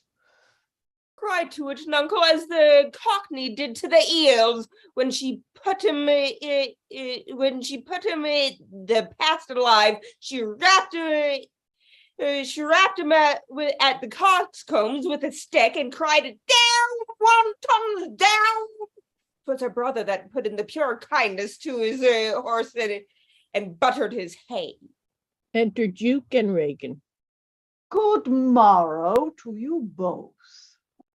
Hail to your grace. I am glad to see your highness. Regan, I think you are. I know what reason I have to think so. If thou shouldst not be glad, I would divorce me from thy mother's tomb, sepulchring an adulteress. Yea, are you free some other time for that? Beloved Regan, thy sister is not. O Regan, she hath tied sharp-toothed unkindness like a vulture here. I can speak to thee, thou'lt not believe of how depraved a quality. Oh, Regan. I pray, sir, take patience. I have hope. You less know how to value her desert than she to slack her duty. My curses on her. Oh, sir, you are old. Nature on you stands on the very verge of her confine. You should be ruled and led by some discretion that discerns your state better than yourself. Therefore, I pray that to our sister you do make return. Say you have wronged her, sir. Ask her forgiveness? Do you mark how this becomes the house? Dear daughter, I confess that I am old. Age is unnecessary. On my knees, I beg that you'll vouchsafe me raiment, bed, and food. Good sir, no more. These are unsightly tricks. Return you to my sister. No, Regan. She hath abated me of half my train, looked black upon me, struck me with her tongue most serpent-like upon the very heart. All the stored vengeances of heaven fall on her ingrateful top. Strike her young bones, you taking airs with lameness. Fie, sir. Nimble lightnings dart your blinding flames into her scornful eyes. Infect her beauty, you fen-sucked fogs drawn by the powerful sun to fall and blast her pride. Oh, the blessed gods! So will you wish on me when the rash mood... No, Regan, thou shalt never have my curse. The tender-hearted nature shall not give the oar to harshness. Her eyes are fierce, but thine do comfort and not burn. 'Tis not in thee to grudge my pleasures, to cut off my train, to bandy hasty words, to scant my sizes, and in conclusion to oppose the bolt against my coming in. Thou better knowest the offices of nature, bond of childhood, effects of courtesy, dues of gratitude. Thy half of the kingdom hast thou not forgot wherein I thee endowed? Good, sir, to purpose. Who put my man in the stocks? What trumpets that? I know it, my sisters. This approves her letters, that she would soon be here. Is your lady come? This is a slave whose easy borrowed pride dwells in the fickle grace of her Apollos. Out, varlet, from my sight. What means your grace? Oh, who struck my servant, Regan? I have good hope thou dost not know anything to do with it. Oh, heavens. If you do love old men, if you sweet sway allow obedience, if yourselves are old, make it your cause, send down and take my part. Art not ashamed to look upon this beard, oh, Regan? Wilt thou take her by the hand? Why not by the hand, sir? How have I offended? Alas, not offense that indiscretion finds, and dotage turns so. Oh, side, you are too tough. Will you yet hold? How came my man in the stocks? I set him there, sir, but his own disorders deserved much less advancement. You did you? I pray you, father, being weak, seem so. If till the expiration of your month you will return and sojourn with my sister, dismissing half your train, come then to me. I am now from home and out of that provision which shall be needful for your entertainment. Return to her? And 50 men dismissed? No, rather I abjure all wolves and choose to wage against the enmity of the air, to be a comrade with the wolf and owl. Necessity's sharp pinch. Return with her. Why, the hot blood in France that's dowerless took our youngest born. I could as well be brought to knee his throne and squire-like pension beg to keep base life afoot. Return to her. Persuade me rather to be slave and sumpter to this detested groom. Oh, at your choice, sir. Now, I prithee, daughter, do not make me mad. I will not trouble thee, my child. Farewell. We'll no more meet, no more see one another, but yet thou art my flesh, my blood, my daughter, or rather a disease that lies within my flesh, which I must needs call mine. Thou art a bile, a plague sore, an embossed carbuncle in my corrupted blood, but I'll not chide thee. Let shame come when it will, I do not call it. I do not bid the thunder bearer shoot, nor tell tales of thee to high judging Jove. Mend when thou canst. Be better at thy leisure. I can be patient. I can stay with Regan, I and my 100 knights. Not altogether so, sir. I look not for you yet, nor am provided for your fit welcome. Give ear, sir, to my sister, for those that mingle reason with your passion must be content to think you are old. And so, but she knows what she does. Is this well spoken now? Dear about it, sir. What 50 followers is it not well? What should you need of more? Yea, or so many with since that That's both Regan's line, Charge- actually, that's I'm Regan's sorry. line. I'm sorry. Go ahead. That's okay. I was going to Go switch. ahead. It's yours. Go ahead. I'm sorry. I dare avouch it, sir. What 50 followers, is it not well? What should you need of more?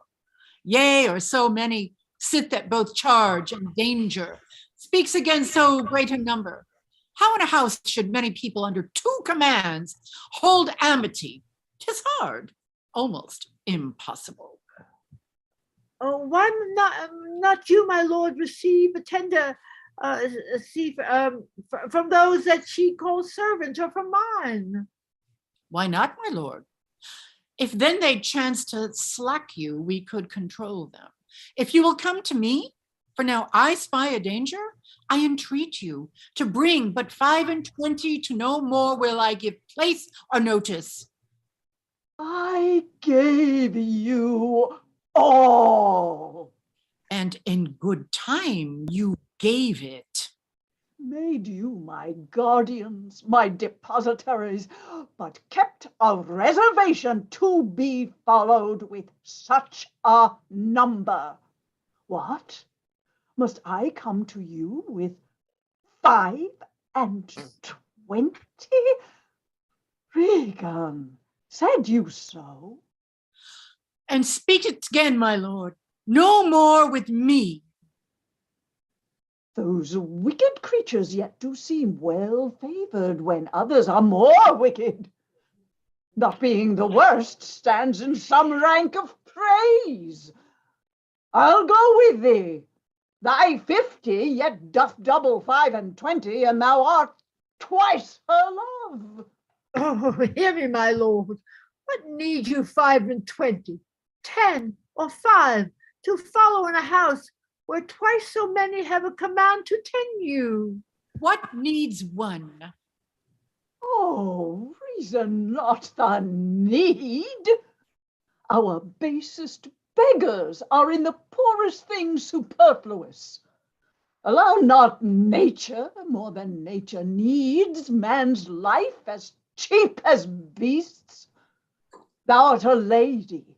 If only to go warm were gorgeous, why, nature needs not what thou gorgeous wearest, which scarcely keeps thee warm. But for true need, oh, you heavens, give me that patience I need. You see me here, you gods, a poor old fellow as full of grief as age, wretched in both. If it be you that stirs these daughters' hearts against their father, fool me not too much to bear it lamely. Touch me with noble anger. Oh, let not women's weapons, water drops, stain my man's cheeks. No, you unnatural hags. I will have such revenges on you both that all the world shall. I will do such things. What they are yet I know not, but they shall be the terrors of the earth. You think I'll weep? Oh, no, I'll not weep. I have full cause of weeping, but this heart shall break in 100,000 flowers, or ere I'll weep. Oh, I shall go mad. Exeunt Lear, Leicester, Kent, and Fool. Let us withdraw, 'twill be a storm. This house is little the old man and his people cannot be well bestowed. 'Tis his own blame hath put himself from rest, and must needs taste his folly. For his particular, I'll receive him gladly, but not one follower. So am I purposed. Where is my Lord of Gloucester? The king. Followed the old man forth. The king is in high rage and will I know not where. 'Tis good to give him way. He leads himself there. My lord, entreat him by no means to stay. Alack, the night comes on, and the bleak winds do solely rustle. For many miles about there's scarce a bush. Oh, sir, to willful men the injuries that they themselves procure must be their schoolmasters. Shut up your doors. He is attended with a desperate train, and what they may incense him to, being apt to have his ear abused, wisdom bids fear. Shut up your doors, my lord. 'Tis a wild night. My Regan counsels well. Come out of the storm. Exeunt. Act 3, Scene 1. Enter Kent and a gentleman at several doors. What's here besides foul weather? One minded like the weather most unquietly. I know you. Where's the king? contending with the fretful element, bids the wind blow the earth into the sea, or swell the curled waters above the main, that things might change or cease, tears his white hair, which the impetuous blast, with eyeless rage, catch in their fury and make nothing of, strives in his little world of man to outcome the to and fro conflicting wind and rain. This night wherein the cub-drawn bear would couch, the lion and the belly-pinched wolf keep their fur dry, unbonneted. He runs and bids what will take all. But who is with him? None but the fool who labors to outist his heart-struck injuries. Sir, I do know you, and dare upon the warrant of my art commend a dear thing to you. There is division, although yet the face of it be covered with mutual cunning twixt Albany and Cornwall. But true it is, from France there comes a power into this scattered kingdom, who already, wise in our negligence, have secret feet in some of our best ports, and are at point to show their open banner. Now to you, if on my credit you dare build so far to make your speed to Dover, you shall find some that will thank you, making just report of how unnatural and bemaddening sorrow the king hath caused to plain. I am a gentleman of blood and breeding, and from some knowledge and assurance offer this office to you. I will talk further with you. No, do not. For confirmation that I much more than my out will open this purse and take what it contains. If you shall seek Cordelia, as fear not, but you shall, show her this ring, and she will tell you who your fellow is, that yet you do not know. Fly on this storm. I will go seek the king. Give me your hand. Have you no more to say? Few words, but to effect more than all yet, that when we have found the king, I'll this way, you that. He that first lights on him, hollow the other. Exeunt. Act 3-2, enter Lear and Fool. Blow, wind, and crack your cheeks. Rage, blow, you cataracts, and Hyrcanio spout till you have drenched the steeples, drowned the cocks.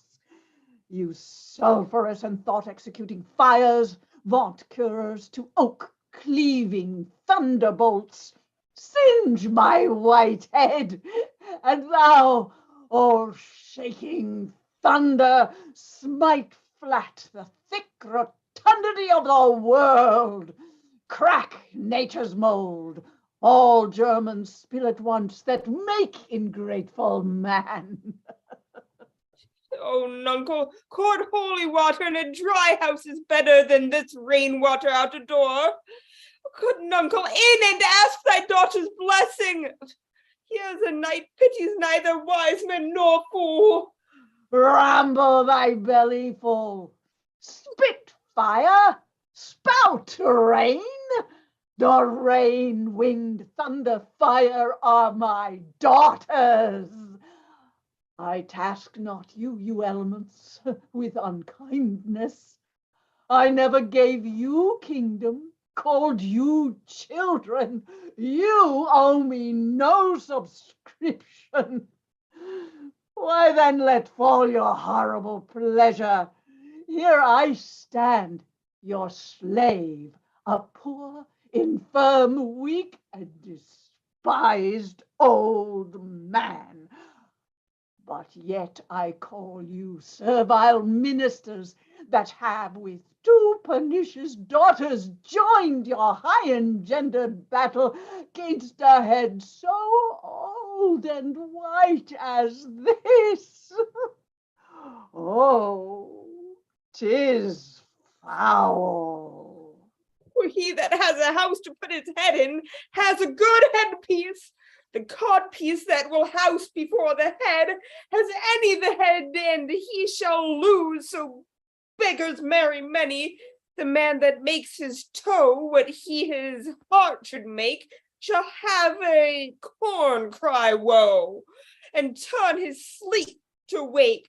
For there was never yet a fair woman, but she made mouths in a glass. No, I will be the pattern of all patience. I will say nothing. Who's there? Mary, here's Grace and Codpiece. That's a wise man and a fool. Alas, sir, sit you here? Things that love not such nights as these. The wrathful skies gallow the very wanderer of the dark and makes them keep their caves. Since I was man, such sheets of fire, such bursts of horrid thunder, such groans of roaring wind and rain I'd ne'er remember to have heard. Man's nature cannot carry the affliction nor the force. Let the great gods that keep this dreadful powder o'er our heads find out their enemies now. Tremble, thou wretch that hast within thee undivulged crimes, unwhipped of justice. Hide thee thy bloody hand, thou perjured and thou similar man of virtue that art incestuous, caitiff, in pieces shake, that under covert and convenient seeming has practiced on man's life. Close pent-up guilts, drive your concealed centers, and cry these summoners grace. I am a man more sinned against than sinning. Alack, bareheaded, gracious my lord. Hard by here is a hovel. Some friendship will it lend you against the tempest. Repose you there, while I to this hard house, more hard than is the stone whereof 'tis raised, which even but now demanding after me, denied me to come in, return and force their scanted courtesy. My wit begins to turn. Come on, my boy. How dost, my boy? Art cold? I am cold myself. Where is this straw, my fellow? The art of our necessities is strange that can make vile things precious. Come, you hovel, poor fool and knave. I have one part of my heart that sorrows yet for thee. He that has a little tiny wit with the hay, oh, the wind and the rain must make content with his fortune's fate. For the rain, it raineth every day. True, oh, my good boy. Come bring us to this hovel. Enter Gloucester and the Bastard with lights. Alack, Edmund, I like not this unnatural dealing. When I desired their leave that I might pity him, they took from me the use of mine own house, charged me on pain of their displeasure neither to speak of him, entreat for him, or in any way sustain him. Most savage and unnatural. Go to, say you nothing. There's a division betwixt the dukes, and a worse matter than that. I have received a letter this night. 'Tis dangerous to be spoken. I've locked the letter in my closet. These injuries the king now bears will be revenged home. There's part of a power already landed. We must incline to the king. I will seek him and privily relieve him. Go you and maintain talk with the duke, that my charity be not of him perceived. If he ask for me, I am ill and gone to bed. Though I die for it, as no less is threatened me. The king, my old master, must be relieved. There is some strange thing toward. Edmund, pray you, be careful. This courtesy forbids thee. Shall the duke instantly know? And of that letter too, this seems a fair deserving, and must draw me that which my father loses, no less. And all the younger rises when the old do fall. Exit. Enter Lear, Kent, and Fool. Here is the place, my lord. Good my lord, enter. The tyranny of the open night's too rough for nature to endure. Oh, let me alone. Good my lord, enter. Oh, wilt break my heart? I had rather break my own. Good my lord, enter. Oh, thou think'st 'tis much that this tempestuous storm invades us to the skin. So 'tis to thee. But where the greater malady is fixed, the lesser is scarce felt. Thou'dst shun a bear, but if thy flight lay toward the roaring sea, thou'dst meet with the bear i' the mouth. When the mind's free, the body's delicate. This tempest in my mind doth from my senses take all feeling else save what beats. Their filial ingratitude. Is it not as this mouth should tear this hand for lifting food too? But I will punish, sure. No, I will weep no more in such a night as this. Oh, Regan. Gone are all. Your old kind father, whose frank heart gave you all. Oh, that way madness lies. Let me shun that. No more of that. Good my lord, enter. Prithee, go in thyself. Seek thy one ease. This tempest will not give me leave to ponder on things would hurt me more, but I'll go in.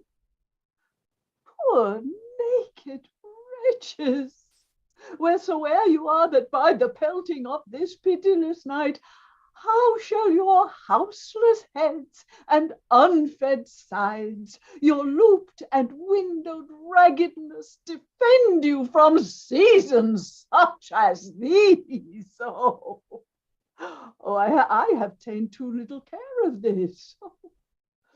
Oh, take physic, pomp.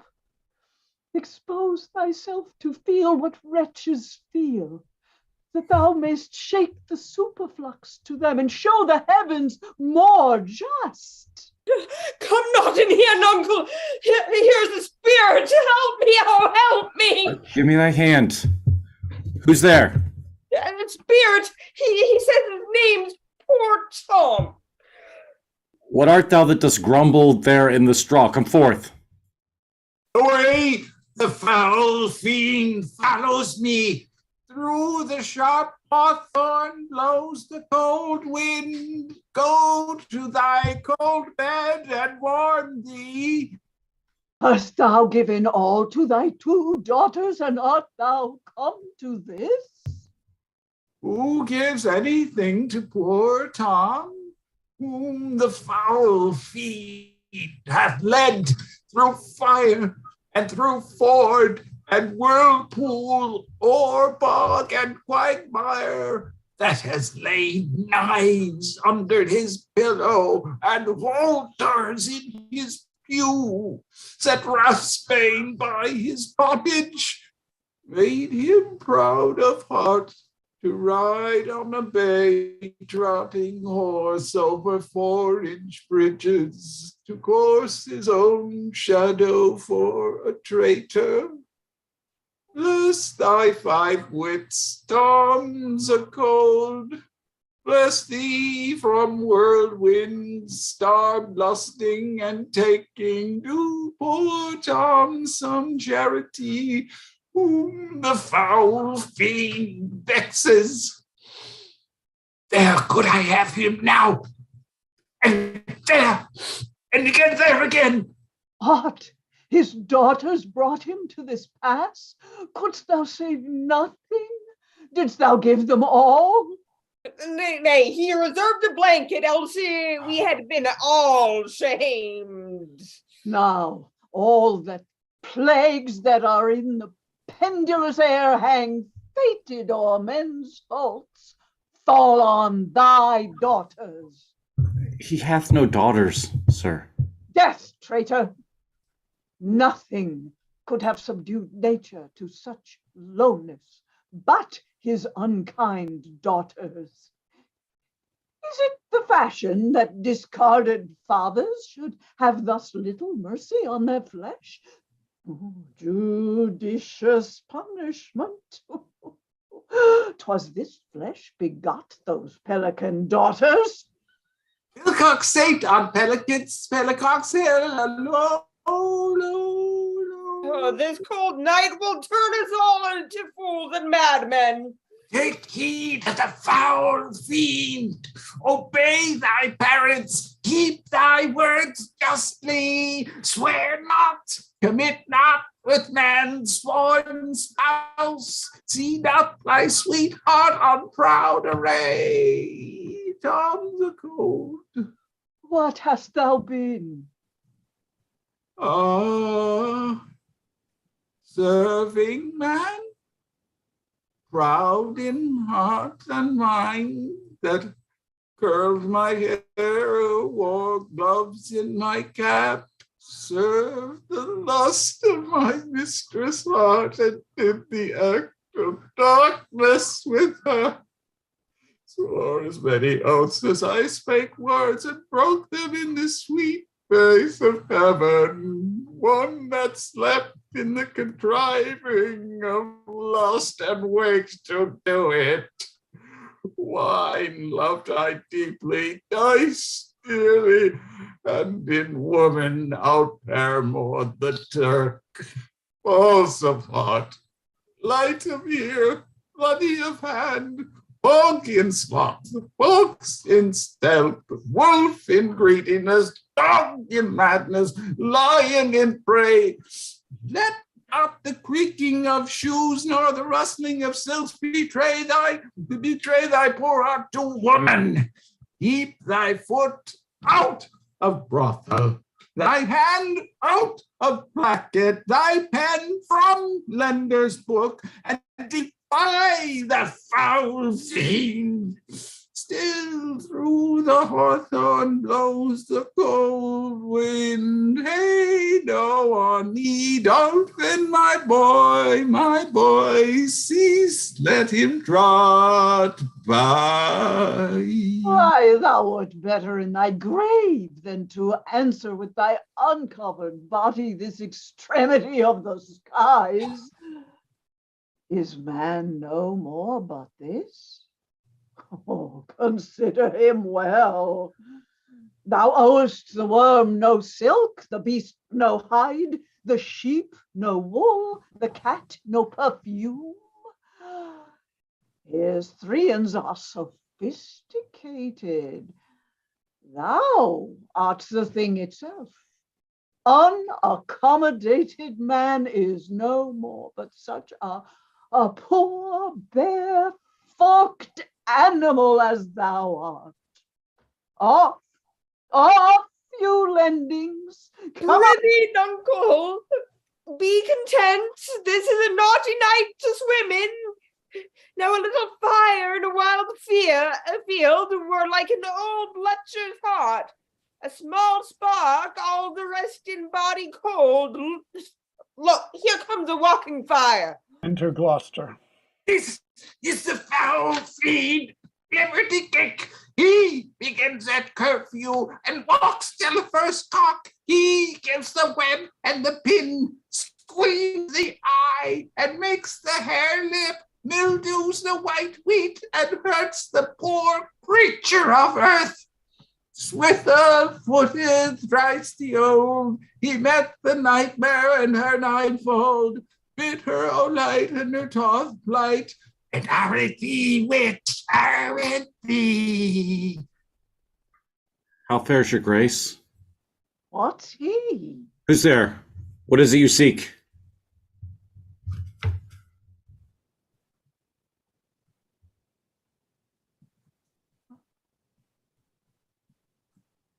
What are you there? Your names? Poor Tom that eats the swimming frog, the toad, the tadpole, the walnut, and the water, that in the fury of his heart, when the foul fiend rages, eats cow dung for salad, swallows the old rot and the ditch dog, drinks the green mantle of the standing fool, who is whipped from tithing to tithing, and stock punished and imprisoned, who hath had 3 suits to his back, 6 shirts to his body, horse to ride, and weapon to wear. But mice and rats and such small deer hath been Tom's food for 7 long year. Beware, my follower. Peace, Snullbug, peace, thou fiend. What? Hath your grace no better company?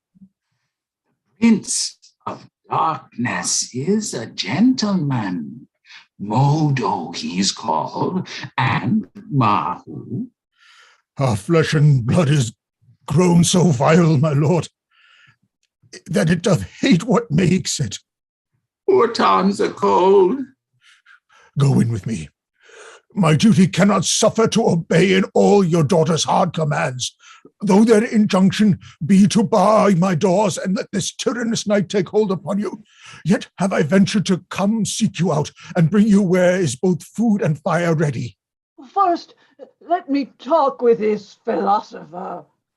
What is the cause of thunder? My good lord, take his offer. Go into the house. I'll talk a word with this most learned Theban. What is your study? Oh, to prevent the fiend and to kill vermin. Oh, let me ask you one word in private. Importune him to go, my lord. His wits begin to unsettle. Canst thou blame him? His daughters seek his death. Oh, that good Kent. He said it would be thus, poor banished man. Thou sayest the king grows mad? I'll tell thee, friend, I am almost mad myself. I had a son, now outlawed from my blood, a sought my life, but lately, very lately, I loved him, friend. No father his son dearer. Truth to tell thee, the grief hath crazed my wits. What a night's this! I do beseech your grace. Oh, cry you mercy! Noble philosopher, your company. Tom's a cold. In, fellow there, in, Toffle, keep thee warm. Come, let's in all. This way, my lord. With him I will keep still with my philosopher. Good my lord, soothe him. Let him take the fellow.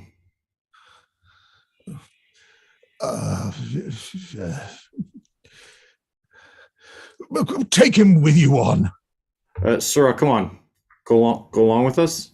Oh, come, good Athenian. No words, no words. Hush. Child Rowland to the dark town come. His word was still by foe and bum. I smell the blood of the British man. Enter Cornwall and Bastard. I will have my revenge ere I depart the house. How, my lord, I may be censured that nature thus gives way to loyalty. Some things fears me to think of. I now perceive it was not altogether your brother's evil disposition made him seek his death, but a provoking merit, set a work by a reprovable badness in himself. How malicious is my fortune that I must repent to be just. This is the letter he spoke of, which approves him an intelligent party to the advantages of France. Oh, heavens, that his treason were, or not I, the detector. Go with me to the Duchess. If the matter of this paper be certain, ye have mighty business in hand. True or false, it hath made thee Earl of Gloucester. Seek out where thy father is, that he may be ready for our apprehension. If I find him comforting the king, It will stuff his suspicion more fully. I will persevere in my course of loyalty, though the conflict be sore between that and my blood. I will lay trust upon thee, and thou shalt find a dearer father in my love. Exit, enter Gloucester and Lear, Kent, Fool, and Tom. Here is better than the open air. Take it thankfully. I will piece out the comfort with what addition I can. I'll not be long from you. All the power of his wits have given way to impatience. The gods deserve your kindness. Toretto calls me and tells me Nero is an angler in the lake of darkness. Pray, innocent, beware the foul feet. Prithee, uncle, tell me, whether a madman be a gentleman or a yeoman? A king, to have 1,000 with red burning spits come hissing in upon them. The foul feet bites my back. He's mad that trusts in the tamings of a wolf, a horse's health, a boy's love, or a whore's oath. It shall be done. I will arraign them straight. Come, sit thou here, most learned justice. Thou, sapient sir, sit here. No, you sheepfox. Look where he stands and glares once thou eyes. At trial, madam, come o'er the broom, Bessie, to me. Her boat hath a leak, and she must not speak. Why she dares not come over to thee. The fool fiend haunts poor Tom in the voice of a nightingale. Up dance cries in Tom's belly for 2 white herring. Broke not, black angel, I have no food for thee. How do you, sir? Stand you not so amazed. Will you lie down and rest upon the cushioning? I'll see their trial first. Bring in their evidence. Thou, robed man of justice, take thy place. And thou, his yoke fellow of equity, bench by his side. You or other commission, sit you too. Let us kneel justly. Sleepest or wakest thou, jolly shepherd? The sheep be in the corn, and for one blast of thy minkin mouth, the sheep shall take no harm. Her the cat is gray. Arraign her first. 'Tis Goneril. I here take my oath before this honorable assembly kicked the poor king, her father. Come hither, mistress. Is your name Goneril? Cannot deny it. Cry you mercy, I took you for a join stool. And here's another whose warped looks proclaim what store her heart is made on. Stop her there. Arms, sword, fire, corruption in the place. False justicer, why hast thou let her escape? Bless thy high wits. Oh, pity, sir. Where is the patience now that you so oft have boasted to retain? My tears begin to take his part so much. He'll mar my counterfeiting. The little dogs and all, Tray, Blanche, and Sweetheart, see, they bark at me. Tom will throw his head at them. Hark, you curs, be thy mouth or black or white, tooth that poisons if it bites, mastiff, greyhound, mung-hill, grim-hound, or spaniel, brock, or him, bobtail tyke, or trundle-tail. Tom will make them weep and wail, for with throwing thus my head, dogs leap the hatch and all are fled. Loda, dodo, come march to wakes and ferries and market towns. Poor Tom, thy horn is dry. Then let them anatomize Regan. See what breeds about heart. Is there any cause in nature that makes this hardness? You, sir, I entertain you for one of my 100, only I do not like the fashion of your garments. You will say they are Persian attire, but let them be changed. Now, good my lord, lie here a while. No noise, make no noise. Draw the curtains, so. We'll go to supper in the morning. So. Enter Gloucester. Come hither, friend. Where is the king, my master? Here, sir, but trouble him not, his wits are gone. Good friend, I prithee take him in thy arms. I've overheard a plot of death upon him. There is a litter ready. Lay him in and drive toward Dover, friend, where thou shalt meet both welcome and protection. Take up thy master. If thou shouldst dally half an hour, thy life with thine and all that offer to defend him stand in assured loss. Take up the king and follow me. That will to some provision give thee quick comfort. Oppressed nature sleeps. This rest might yet have balmed thy broken sinews, which if convenience will not allow stand in hard cure, come help to bear thy master. Thou must not stay behind. Come away. Exit. When we are betters, see bearing our woes, we scarcely think our miseries our foes. Who alone suffers most in the mind, leaving free things and happy shows behind. But then the mind much sufferance doth o'erskip when grief hath mates and bearing fellowship. How light and portable my pain seems now, when that which makes me bend makes the king bow. He childed as I fathered.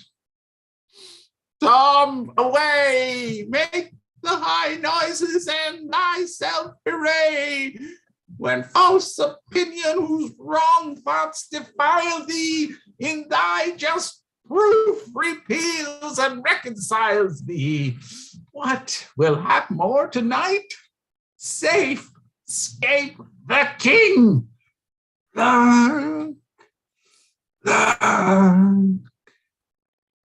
Enter Cornwall and Regan and Goneril and Bastard. Post speedily to my lord your husband, show him this letter. The army of France is landed. Seek out the villain Gloucester.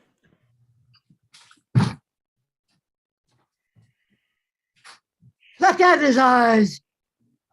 Leave him to my displeasure. Edmund, keep your sister company. The revenge we are bound to take upon your traitorous father are not fit for your beholding. Advise the Duke where you are going to most festuant preparation. We are bound to the like. Our post shall be swift and intelligence betwixt us. Well, that should be you. Yeah, okay.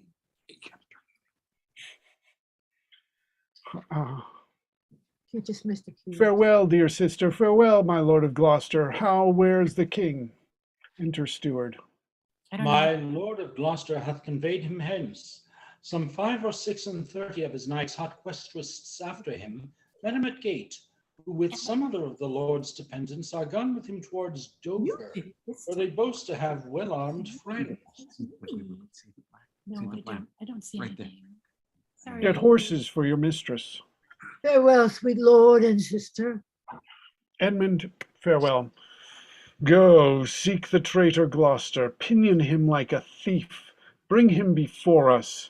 Though we may not pass upon his life without the form of justice, yet our power shall do a courtesy to our wrath, which men may blame but not control. Who's there? The traitor? Enter Gloucester, brought in by 2 of them. Ungrateful fox. Bind fast his corky arms.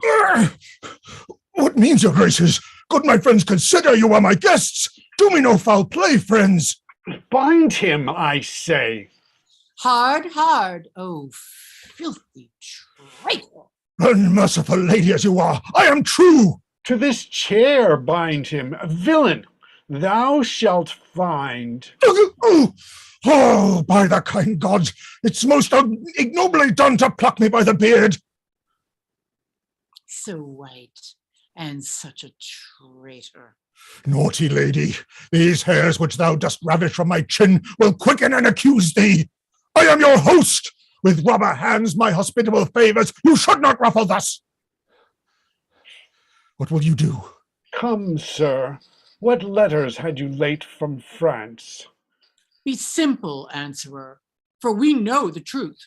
And what confederacy have you with the traitors late-footed in the kingdom? To whose hands you have sent the lunatic king, speak. I have a letter, guessingly set down, which came from one that's of a neutral heart, and not from one opposed.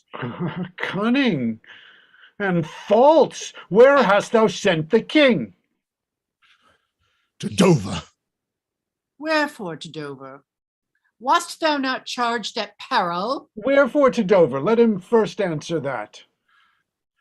I am tied to the stake, and I must stand the course. Wherefore to Dover, sir? Because I would not see thy cruel nails pluck out his poor old eyes, nor thy fierce sister in his anointed flesh rash boorish fangs. The sea with such a storm of his loved head in hell-black night endured would have laid up and quenched the steel fires. Yet poor old heart, he hoped the heavens to rage. If wolves had at thy gate heard that dear time, thou shouldst have said, good porter, turn the key, all cruels else subscribed. But I shall see the winged vengeance overtake such children. See it? Shalt thou never? Fellows, hold the chair. On those eyes of thine, I'll set my foot. He that will think to live till he be old, give me some help! One side will not be other two. God! If you see vengeance. Hold your hand, my lord. I've served ever since I was a child, but never service better have I ever done you than now to bid you hold. How now, you dog? If you did wear a beard upon your chin, I'll shake it on this quarrel. What do you mean? My villain? Draw and fight. Well, then come on and take the chance of anger. Give me thy sword. A peasant stand up thus. She takes the sword and runs at him behind. Oh, I am slain, my lord. Yet have you one eye left to see some mischief on him. Oh. Lest it seem more, prevent it. Out, vile jelly! Where is thy luster now?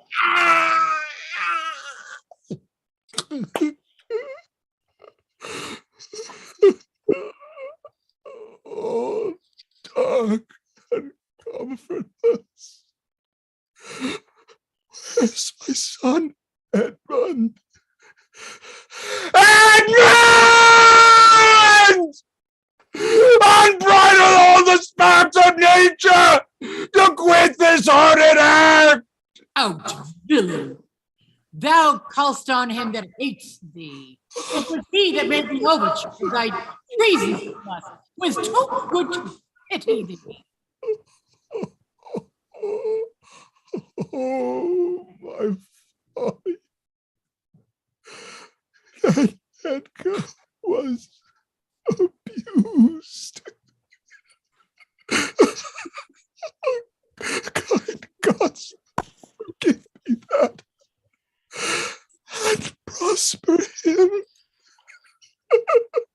Don't thrust him out at gates, and let him smell his way to Dover. How is my lord? How look you? I have received a hurt. Follow me, lady. Turn out that eyeless villain. Throw this slave upon the dunghill. Oh, Regan, I bleed apace. Untimely comes this hurt. Give me your arm. Exit. I'll never care what wickedness I do if this man comes to good.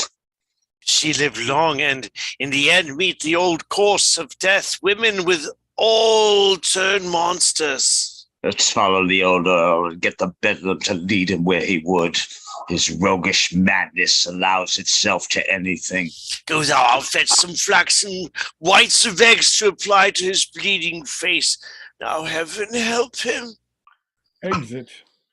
Enter Edgar. Yet better thus, and known to be contemned, than still contemned and flattered. To be worst, the lowest and most deceited thing of fortune stands still in experience, lives not in fear. The lamentable change is from the best. The worst returns to laughter. Who's here? My father. Poorly led. World. World, oh world, what that thy strange mutations makes us hate thee, life would not yield to age. To Gloucester, led by an old man. Oh, my good lord, I have been your tenant and your father's tenant this fourscore. Away! Get thee away, you good friend, be gone. Thy comforts can do me no good at all. Thee they may hurt. Alack, sir, you cannot see your way. I have no way, and therefore want no eyes. I stumbled when I saw. Full of deceit, our means secure us, and our mere defects prove our commodities. Oh, dear son Edgar, the food of thy abused father's wrath, might I but live to see thee within my touch, I'd say I had eyes again. How now, who's there? Oh gods, who can say I am at the worst? I'm worse than e'er I was. Is poor mad Tom. And worse I may be yet, the worst is not, as long as we can say this is the worst. Fellow, where goest? Is it a beggar man? Madman and beggar too. Has some reason, else he could not beg. In the last night's storm I such a fellow saw, which made me think a man a worm. My son came then into my mind, and yet my mind was then scarce friends with him. I have heard more since. As flies to wanton boys are we to the gods. They kill us for their sport. How should this be? Bad is the trade that must play the fool to sorrow, angering itself and others. Bless thee, master. Is that the naked fellow? Aye, my lord. Then prithee, get thee gone, if not for my sake.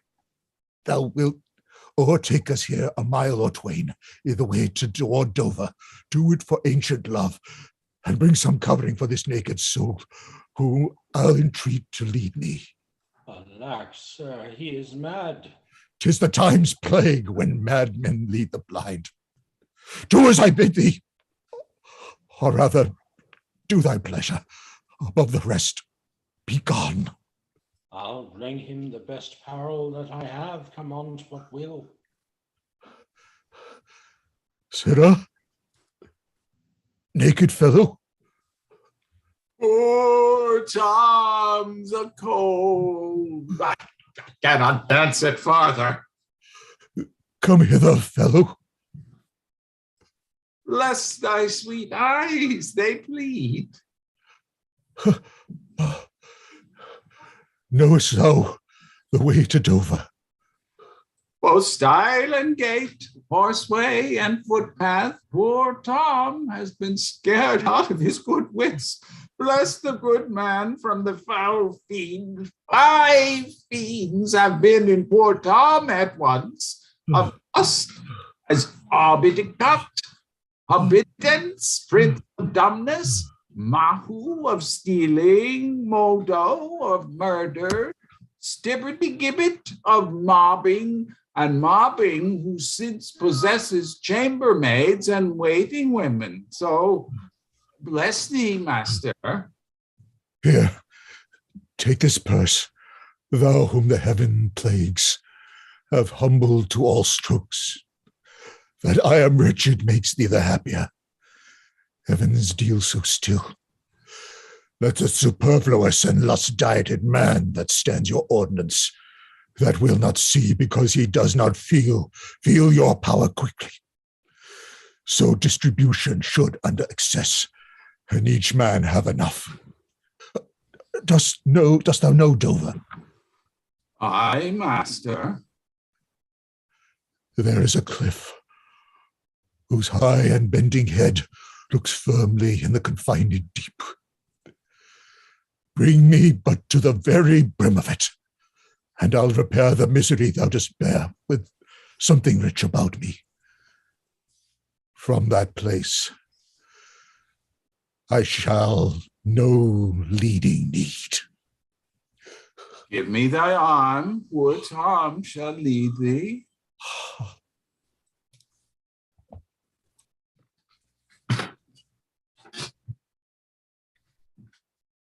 Welcome, my lord. I marvel our mild husband not met us on the way. Now, where's your master? Enter steward. For a man so changed. I told him of the army that was landed. He smiled at it. I told him you were coming. His answer was the worse. Of Gloucester's treachery and of the loyal service of his son. When I informed him, then he called me sot and told me I had turned the wrong side out. What he should most desire seems pleasant to him, what like offensive. Then shall you go no further. It is the cowish curl of his spirit that dares not undertake. He'll not feel wrongs which tie him to an answer. Our wishes on the way may prove effects. Back Edgar to his brother, to my brother. Hasten his musters and conduct his powers. I must change arms at home and give the distaff into my husband's hands. This trusty servant shall pass between us ere long. You are like to hear, if you dare venture in your own behalf, a mistress's coward. Wear this, spare speech. Decline your head, this kiss, if it dare speak, would stretch thy spirits up into the air. Conceive and fare you well. Yours are the ranks of death. Adieu.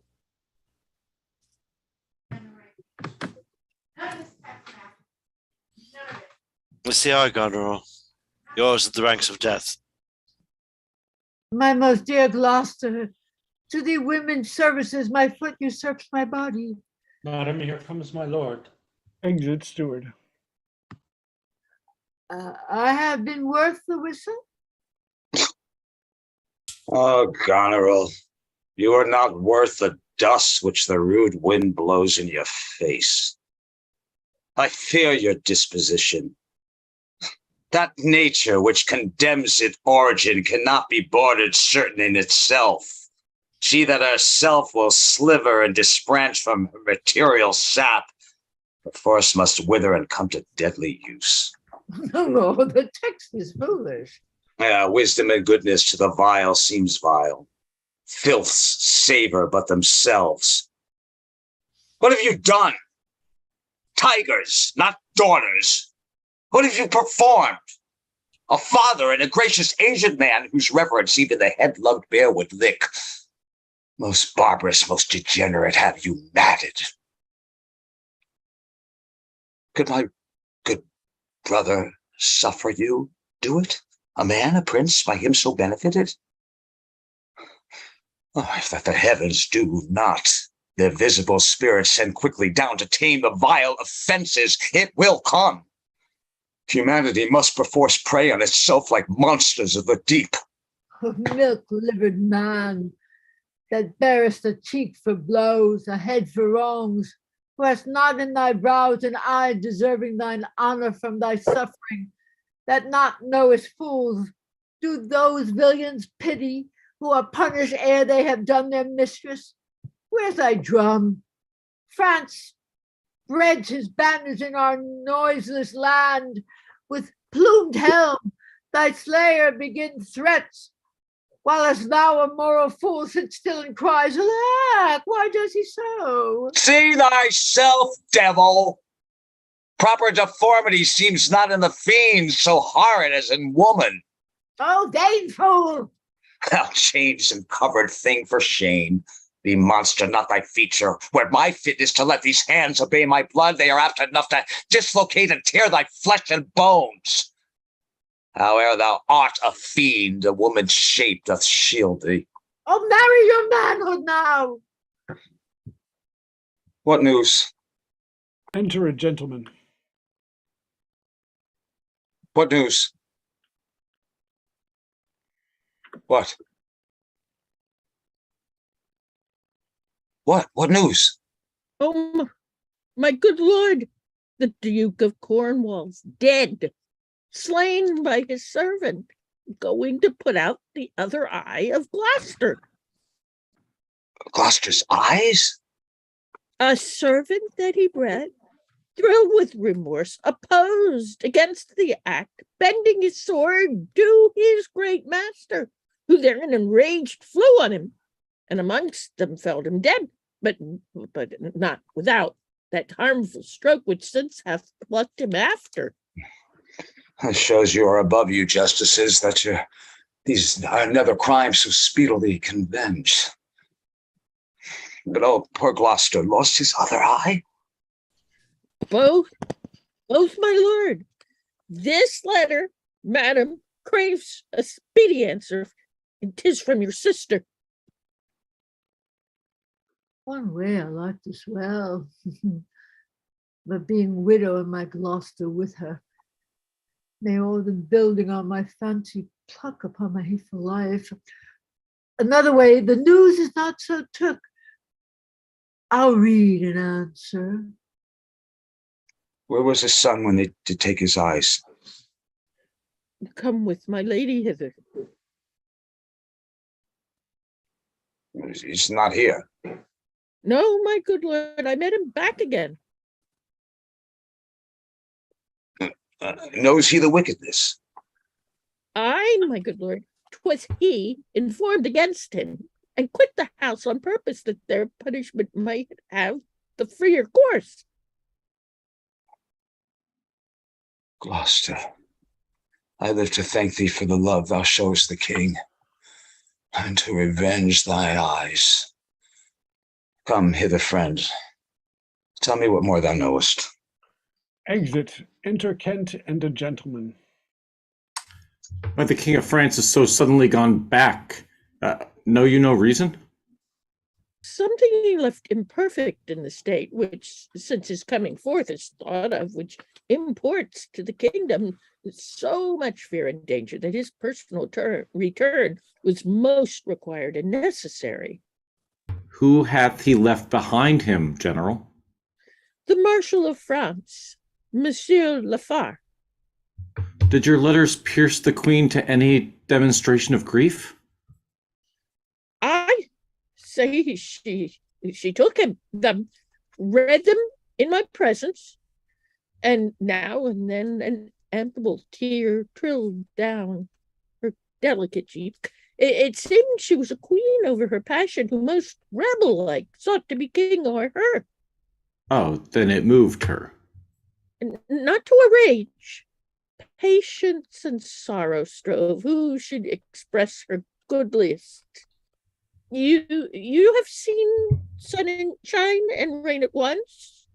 Her smiles and tears were like a better way. Those happy smilets that played on her ripe lips seemed not to know what guests were in her eyes, which parted thence as pearls from diamonds, dropped in brief. Sorrow would be a rarity most beloved, if all could so become it. Made she no verbal question? Faith, once or twice she heaved the name of father, pantingly forth, as if it pressed her heart, cried, sisters, sisters, shame of ladies, Sisters. Father, sisters, what in the storm, in the night? Oh, that's your line, isn't it? Kent, father, sisters, what in the storm, in the night, let pity not be believed. There she shook the holy water from her heavenly eyes, and clamor moistened her. Then away she started to deal with grief alone. It is the stars. The stars above us govern our conditions. Else oneself, mate and make could not beget such different issues. You spoke not with her since? No. Was this before the king returned? No, since. Well, sir, the poor distressed Lears in the town, who sometime in his better tune remembers what we are come about, and by no means will yield to see his daughter. Why, good sir? A sovereign shame so elbows him his own unkindness that stripped her from his benediction, turned her to foreign casualties, gave her dear rights. To his dog-hearted daughters, those things sting his mind so venomously that burning shame detains him from Cordelia. Alack, poor gentleman. Of Albany's and Cornwall's powers you heard not? 'Tis so, they are afoot. Well, sir, I'll bring you to our master Lear and leave you to attend him some dear cause.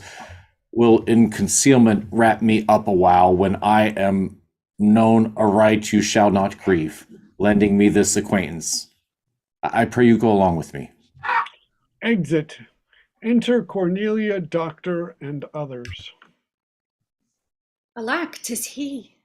Why, he was met even now as mad as the vent sea singing aloud, crowned with rank femiture and furrow weeds, with hordocks, hemlock, nettles, cocoa flowers, darnel, and all the idle weeds that grow in our sustaining corn. A century is sent forth.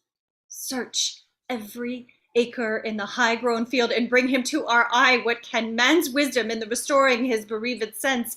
He that can help him take all my outward worth. There is means, madam. Our foster nurse of nature is repose, the which he lacks, that to provoke in him, as many simple operative, whose power will close the eye of anguish. All blessed secrets, all you unpublished virtues of the earth, spring with my tears, be aided and remediate in the good man's distress. Seek for him, lest his ungoverned rage dissolve the life that wants the means to lead it. Enter a messenger. News, madam, the British powers are marching hitherward. 'Tis known before, our preparation stands in expectation of them. Oh, dear father, it is thy business that I go about. Therefore, great France, my mourning and important tears hath pitied. No blown ambition doth our arms incite, but love, dear love, our aged father's right. Soon may I hear and see him. Exit. Enter Regan and Steward.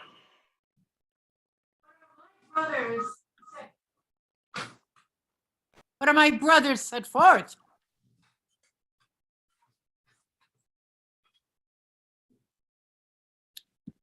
Are my brothers set forth? Madam, with much ado, is that the right line? I'm sorry. No. I, madam, I, madam. himself in person. Madam, with much ado, your sister is With the much better ado, soldier. your sister is the better soldier. Lord Edmund spake not with your lady at home. No, madam. What might import my sister's letters to him? I know not, lady. Faith, he is posted hence on serious matter. It was great ignorance. Gloucester's eyes being out to let him live. Where he arrives, he moves, all hearts against us, and now I think is gone in pity of his misery to depatch his nighted life. Moreover, to descry the strength of the army. I must needs after him with my letters. Our troop sets forth tomorrow. Stay with us. The ways are dangerous. I may not, madam. My lady charged my duty in this business. Why should she write to Edmund? Might not you transport her purposes by word? Be like something I know not what, like, I'll love thee much. Let me unseal the letter. Madam, I'd rather... I know your lady does not love her husband. I'm sure of that. And at her late being here, she gave strange alias and most speaking looks to noble Edmund. I know you are of her bosom. I, madam? I speak in understanding, for I know it. Therefore, I do advise you, take this note. My lord is dead. Edmund and I have talked, and more convenient is he for my hand than for your ladies. You may gather more if you do find him, pray you give him this. And when your mistress hears thus much from you, I pray desire her call, her wisdom to her. So farewell. If you do chance to hear of that blind traitor, preferment falls on him that cuts him off. Would I could meet him, madam, I would show what lady I do follow. Fare thee well. Exit. Enter Gloucester and Edmund. Edgar. It's actually Edgar. Edgar. The stage direction says Edmund, sorry. When shall we come to the top of that same hill? You do climb it up now. Look how we labor. Methinks the ground is even. Horrible steep. Hark, do you hear the sea? No, truly. Why, then your other senses grow imperfect by your eyes' anguish. So it may be indeed. Methinks thy voice is altered, and thou speakst with better phrase and matter than thou didst. You are much deceived. In nothing am I changed, but in my garments. Methinks you're better spoken. Come on, sir, here's the place. Stand still. How fearful and dizzy 'tis to cast one's eyes so low. The crows and choves that wing the midway air show scars so gross as show scarce so gross as beetles. Halfway down hangs one that gathers samphire, dreadful trade. Methinks he seems no bigger than his head. The fishermen that walk upon the beach appear like mice, and yon tall anchoring bark diminished to her cock a buoy, almost too small for sight. The murmuring surge that on the unnumbered idle pebble chafes cannot be heard. It is so high, I'll look no more, lest my brain turn and the deficient side topple down headlong. Set me where you stand. Give me your hand. You are now within a foot of the extreme verge. For all beneath the moon would I not leap upright. Let go my hand. Here, friends, another purse. In it a jewel, well worth a poor man's taking. Fairies and gods, prosper it with thee. Go thou farther off. Bid me farewell, and let me hear thee going. Fare you well, good sir. With all my heart. Why I do trifle thus with his displeasure is done to cure it. Oh, you mighty gods, this world I do renounce, and in your sights shake patiently my great affliction off. If I could bear it longer, I'd not fall to quarrel with your great opposed wills. My snurf and loathed part of nature should burn itself out. If Edgar live, bless him. Now, fellow, fare thee well! Gone, sir, farewell. And yet I know not how conceit may rob the treasury of life when life itself yields to theft. Had he been where he thought, by this had thought been past, alive or dead. Ho you, sir! Hear you, sir! Speak! Thus might he pass, indeed, yet he revives. What are you, sir? Away, and let me die. Hadst thou been aught but gossamer, feathers, hair, so many fathom down precipitating, thou hadst shivered like an egg. But thou dost breathe, hast heavy substance, bleedest not, speakest, art sound. 10 masts at each make not the altitude which thou hast perpendicularly fell. Thy life is a miracle. Speak yet again.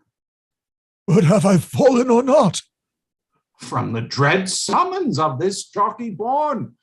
Look up ahead, look up a height. The shrill gorged lark so far cannot be seen or heard. Do but look up.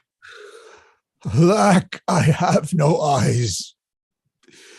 His wretchedness deprived that benefit to end itself. My death 'twas yet some comfort when misery could beguile the tyrant's rage and frustrate his proud will. Give me your arm. Up. So, how feels you your legs? You stand. Too well. Too well. This is above all strangeness. Upon the crown of the cliff, what thing was that which parted from you? A poor unfortunate beggar. As I stood here below, methought his eyes were 2 full moons, and had 1,000 noses. Horns whelked and waved like the enriched sea. It was some fiend. Therefore, thou happy father, think that the clearest gods who made their honors of men's impossibilities have preserved thee. I do remember now. Henceforth I'll bear affliction till it do cry itself out. Enough, enough. And die. That thing you speak of, I took it for a man. Often would it say, the fiend, the fiend. He led me to that place. Bear free and patient thoughts. But who comes here? Huh? The safer sense will ne'er accommodate his master thus. Enter Lear mad. No, they cannot touch me for coining. I am the king himself. Oh, thou side-piercing sight. Nature is above art in that respect. Oh, there's your press money. That fellow handles his bow like a crow keeper. Draw me a clothier's yard. Oh, look, a mouse. A piece. This toasted cheese will do it. There's my gauntlet. I'll prove it on a giant. Bring up the brown bills. Oh, well flown, bird in the air. Give the word. Sweet marjoram. Pass. I know that voice. Ha, Goneril. Rig. They flattered me like a dog and told me I had white hairs in my beard. The black ones were there.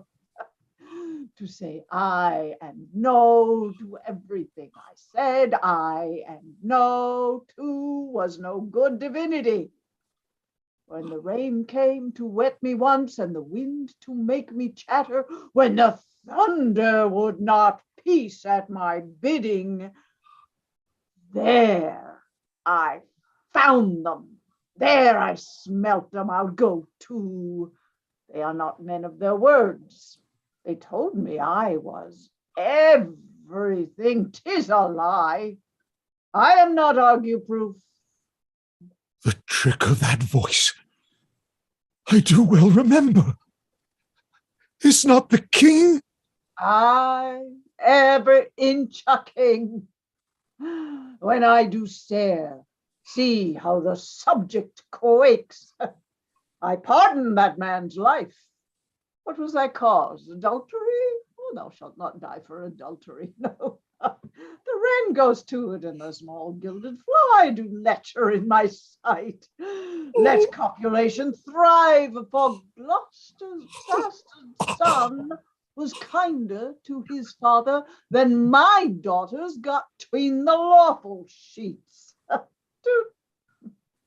Luxury, pell-mell, or I lack soldiers. Behold, yon simpering dame, whose face between her paws presageth snow. That minces virtue, and do shake the head here of pleasure's name. To fish you or not, the soiled horse goes toot with a more riotous appetite. Down for the waist, their centaurs, the women all above, but to the girdle do the gods inherit. Beneath is all the fiends. There's hell, there's darkness, there's the sulphury pit, burning, scalding stench, consummation. Fie. Oh, give me an ounce of civet, good apothecary, to sweeten my imagination. There's money for thee. Oh, let me kiss that hand. Oh, here, wipe it first. It smells of mortality. Oh, ruined piece of nature. This great world should so wear out to naught. Do you know me? Oh, I remember thy eyes well enough. Dost thou squinny on me? Nope. Do thy worst, blind Cupid. I'll not love. Read thou that challenge, mark the penning of. Were all the letters suns, I could not see one. I would not take this from report. It is, and my heart breaks at it. Read. What? With the case of eyes? Oh, are you there with me? No eyes in your head, nor no money in your purse. Your eyes are in a heavy case, your purse in a light. Yet you would see how this world goes. I see it feelingly. What, art mad? A man may see how the world goes with no eyes. Look with thy ears. See how yon justice rails upon yon simple thief. Which is the justice? Thou hast seen a farmer's dog bark at a beggar. Aye, sir. And the creature run from the cur? There thou mightst behold the great image of authority. A dog, so bad in office. Thou rascal beetle, hold thy bloody hand. Why dost thou lash that whore? Strip thine own back, thy blood hotly lust to use her in that kind for which thou whipst her. The usurer hangs the cozener. Through tottered rags, small vices do appear. Robes and furred gowns hides all. get thee glass eyes, and like a scurvy politician, seem to see the things thou dost not. Oh. Now, pull off my boots. Order! Order! Oh. Oh, matter and impertinency mixed, reason in madness. If thou wilt waste my fortune, take my eyes. I know thee well enough. Thy name is Gloucester. Gloucester, thou must be patient. We came crying here. Thou know'st the first time that we smell the air, we wail and cry. I will preach to thee, mark me. Oh, when we are, The day, alack the day. we are born, we cry that we are come to this great stage of fools. Is this a good block? It were a delicate stratagem to shoe a troop of horse with felt, and when I have stole upon these son-in-laws, kill, kill, kill, kill, kill.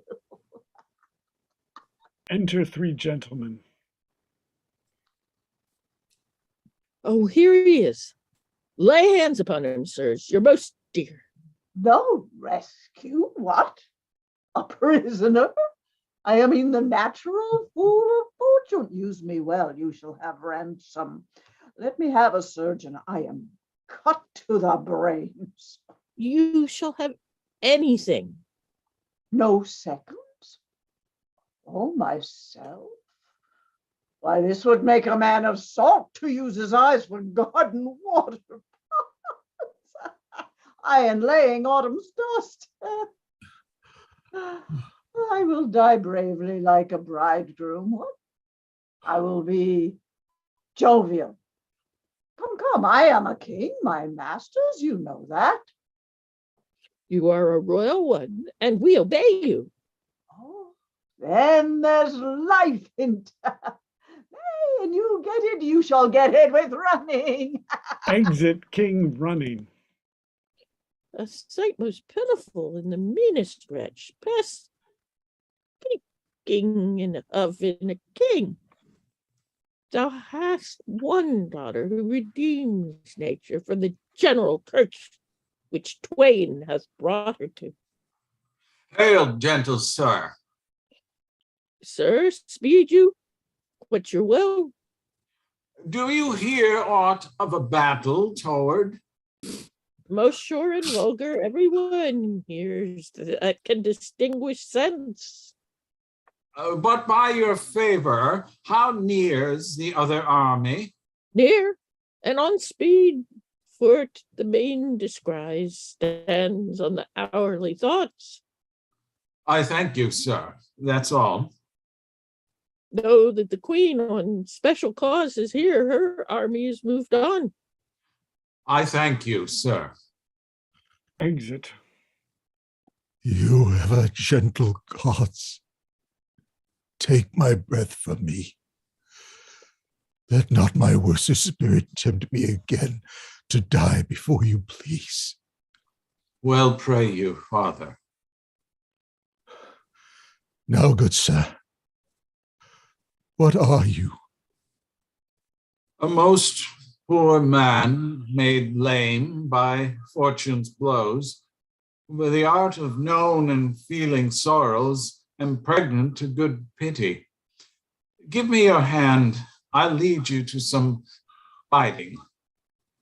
Hearty thanks. The Bornet and the Bennies of heaven to save thee. Enter steward. A proclaimed prize, most happy. That eyeless head of thine was first framed flesh to raise my fortunes. Thou most unhappy traitor, briefly thyself remember. The sword is out that must destroy thee. Now let thy friendly hand put strength enough to it. Wherefore, bold peasant, durst thou support a published traitor? Hence, the infection of his fortune take like hold on thee. Let go his arm. I'll not let go, sir, without cage on. Let go, slave, or thou diest. Good gentlemen, go your gait, let poor folk pass. And should have been swaggered out of my life, it would not have been so long by a fortnight.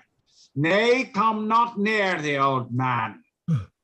Keep out, Chivoria, or I'll try whether your coster or my batterow be the harder. I'll be playing with you. Out, dunghill. I'll pick your teeth, sir. Come, no matter for your fines. Oh, slave, thou hast slain me. Villain, take my purse. If ever thou wilt thrive, bury my body, and give the letters which thou find'st about me to Edmund, Earl of Gloucester.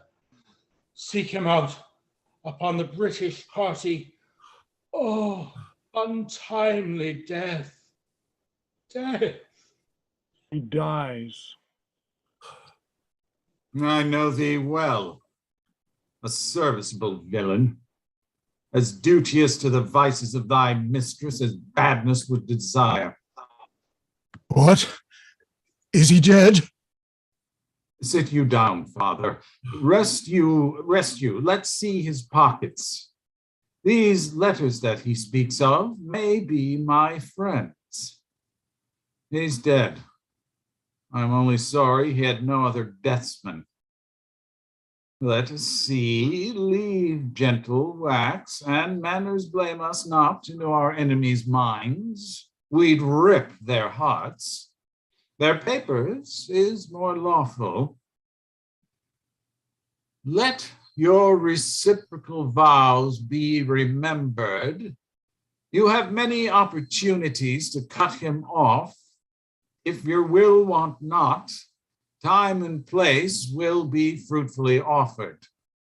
There is nothing done if you return the conqueror, then I am the prisoner and his bed my jail. From the loathed warmth whereof deliver me, and supply the place for your labor. Your wife, so I would say, your affectionate servant, and for you, her own venture, Goneril.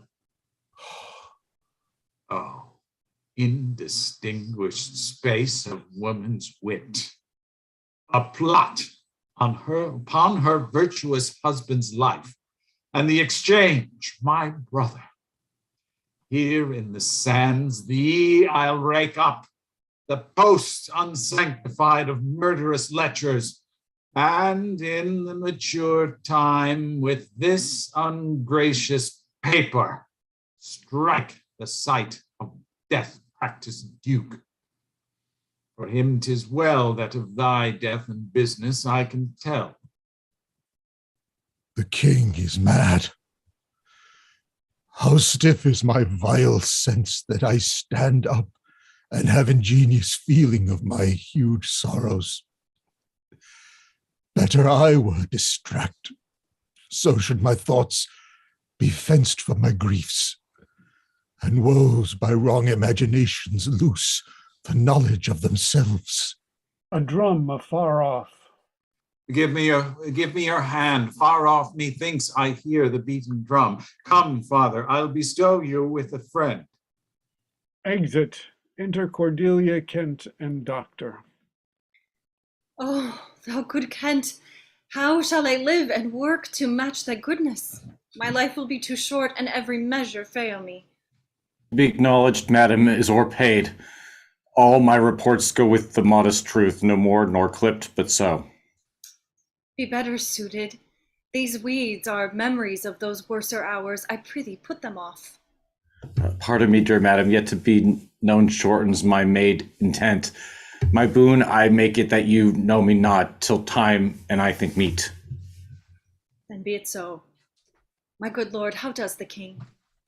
Madam sleeps still. Oh, you kind gods, cure this great breach in his abused nature. The unturned and hurrying scenes, oh, wind up of this child-changed father.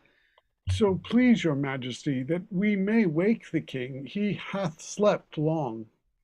Be governed by your knowledge and proceed. The sway of your own will, its sway of your own will is he arrayed. Aye, madam, in the heaviness of his sleep we put fresh garments on him.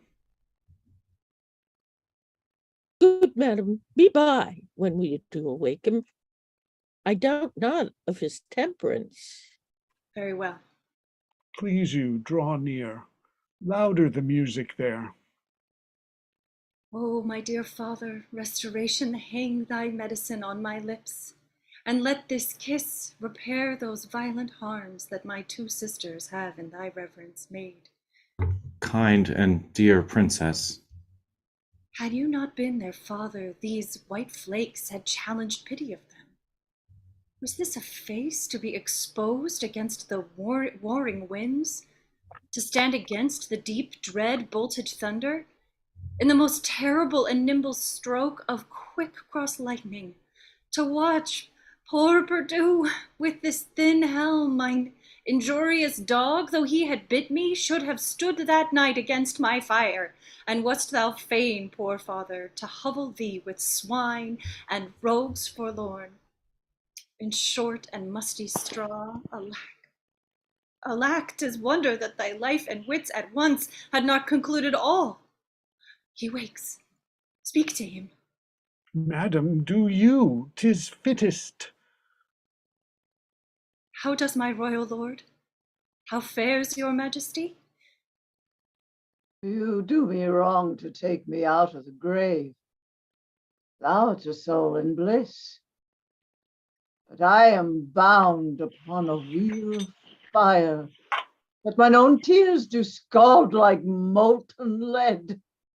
Sir, know me. You're a spirit, I know. Where did you die? Oh, still, far wide. He's scarce awake. Let him alone a while. Where have I been? Where am I? Fair daylight. I am mightily abused. I should e'en die with pity to see another thus. I know not what to say. I will not swear these are my hands. Let's see.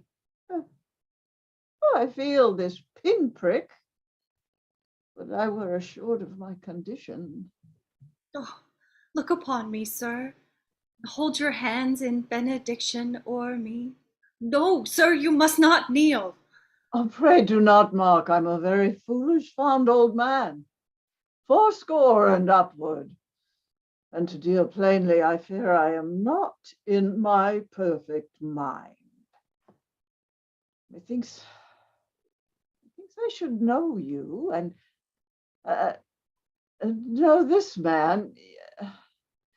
Yet I'm doubtful, for I am mainly ignorant what place is, and all the skill I have remembers not these garments, nor I know not where I did lodge last night. Oh, do not laugh at me, for as I am a man, I think this lady will be my child, Cordelia. And so I am. Be your tears wet? Oh, yes, faith, I pray, weep not. If you have poison for me, I will drink it. I know you do not love me, for your sisters have, as I do remember, done me wrong. You have some cause. They have not. No cause. No cause. Am I in France? In your own kingdom, sir. Oh, do not abuse me. Be comforted, good madam. The great rage you see is cured in him, and yet it is danger to make him even o'er the time he has lost. Desire him to go in, trouble him no more till further settling. Well, please your highness, walk. Oh, you must bear with me. Pray now, forgive. I'm old and foolish. Exit, men at Kent and Gent. A hold to true, sir, that the Duke of Cornwall was so slain? Most certain, sir. Who is conductor of his people? As 'tis said, the bastard son of Gloucester.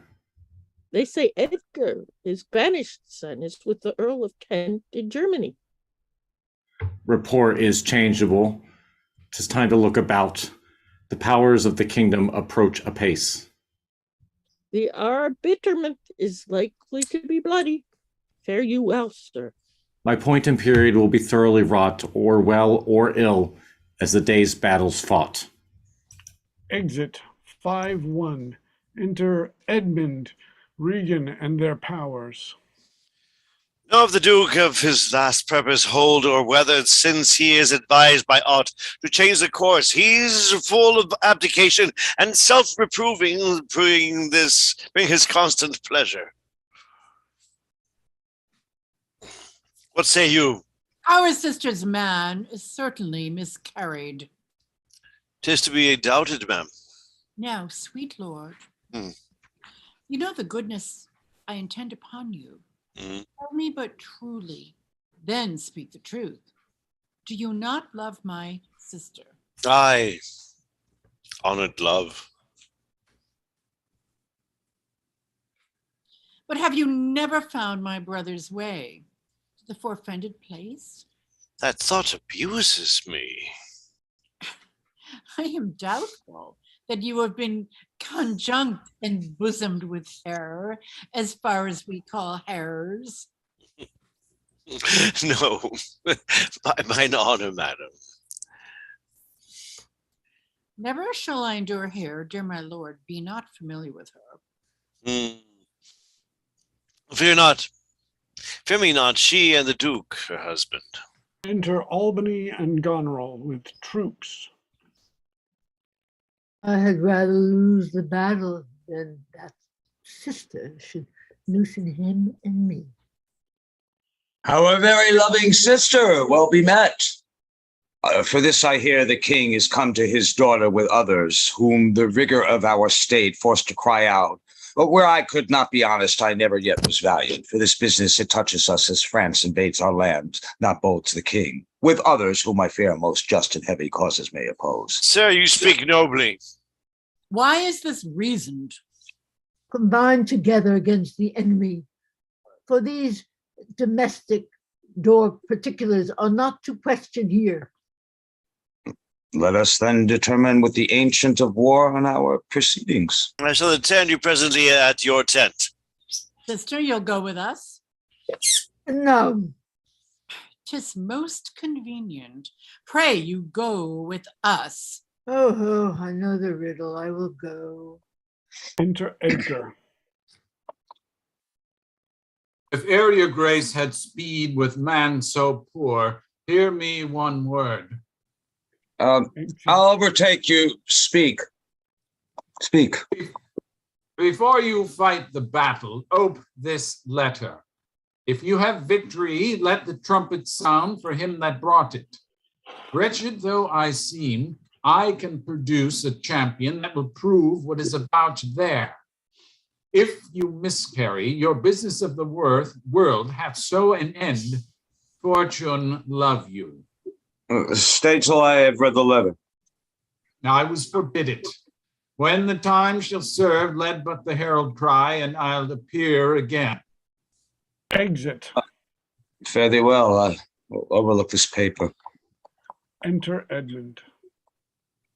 The enemy is in view. Draw up your powers. Hard is the guess of their great strength and forces by diligent discovery, but your hast is now urged on you. We will greet the time. Exit. To both these sisters, I have sworn my love, which each jealous of the other as the sitting are of the adder. Which of them shall I take? Both one or neither. Neither can be enjoyed if both remain alive to take the widow. Exasperates, makes mad her sister Goneril, and hardly shall I carry out my side, her husband being alive now, when we'll use her countenance for the battle, which being done, let her that would be rid of him devise his speedy taking off as his mercy, which he intends to Lear and to Cordelia. The battle done, and they within our power shall never see his pardon, for my state stands on me to defend, not to debate. Exit. Alarum, enter the powers of France over the stage, Cordelia with her father in her hand. Enter Edgar and Gloucester. Here, Father, take the shadow of this bush for your good host. Pray that the right may thrive. If ever I return to you again, I'll bring you comfort. Exit. Grace go with you, sir. Alarum and retreat.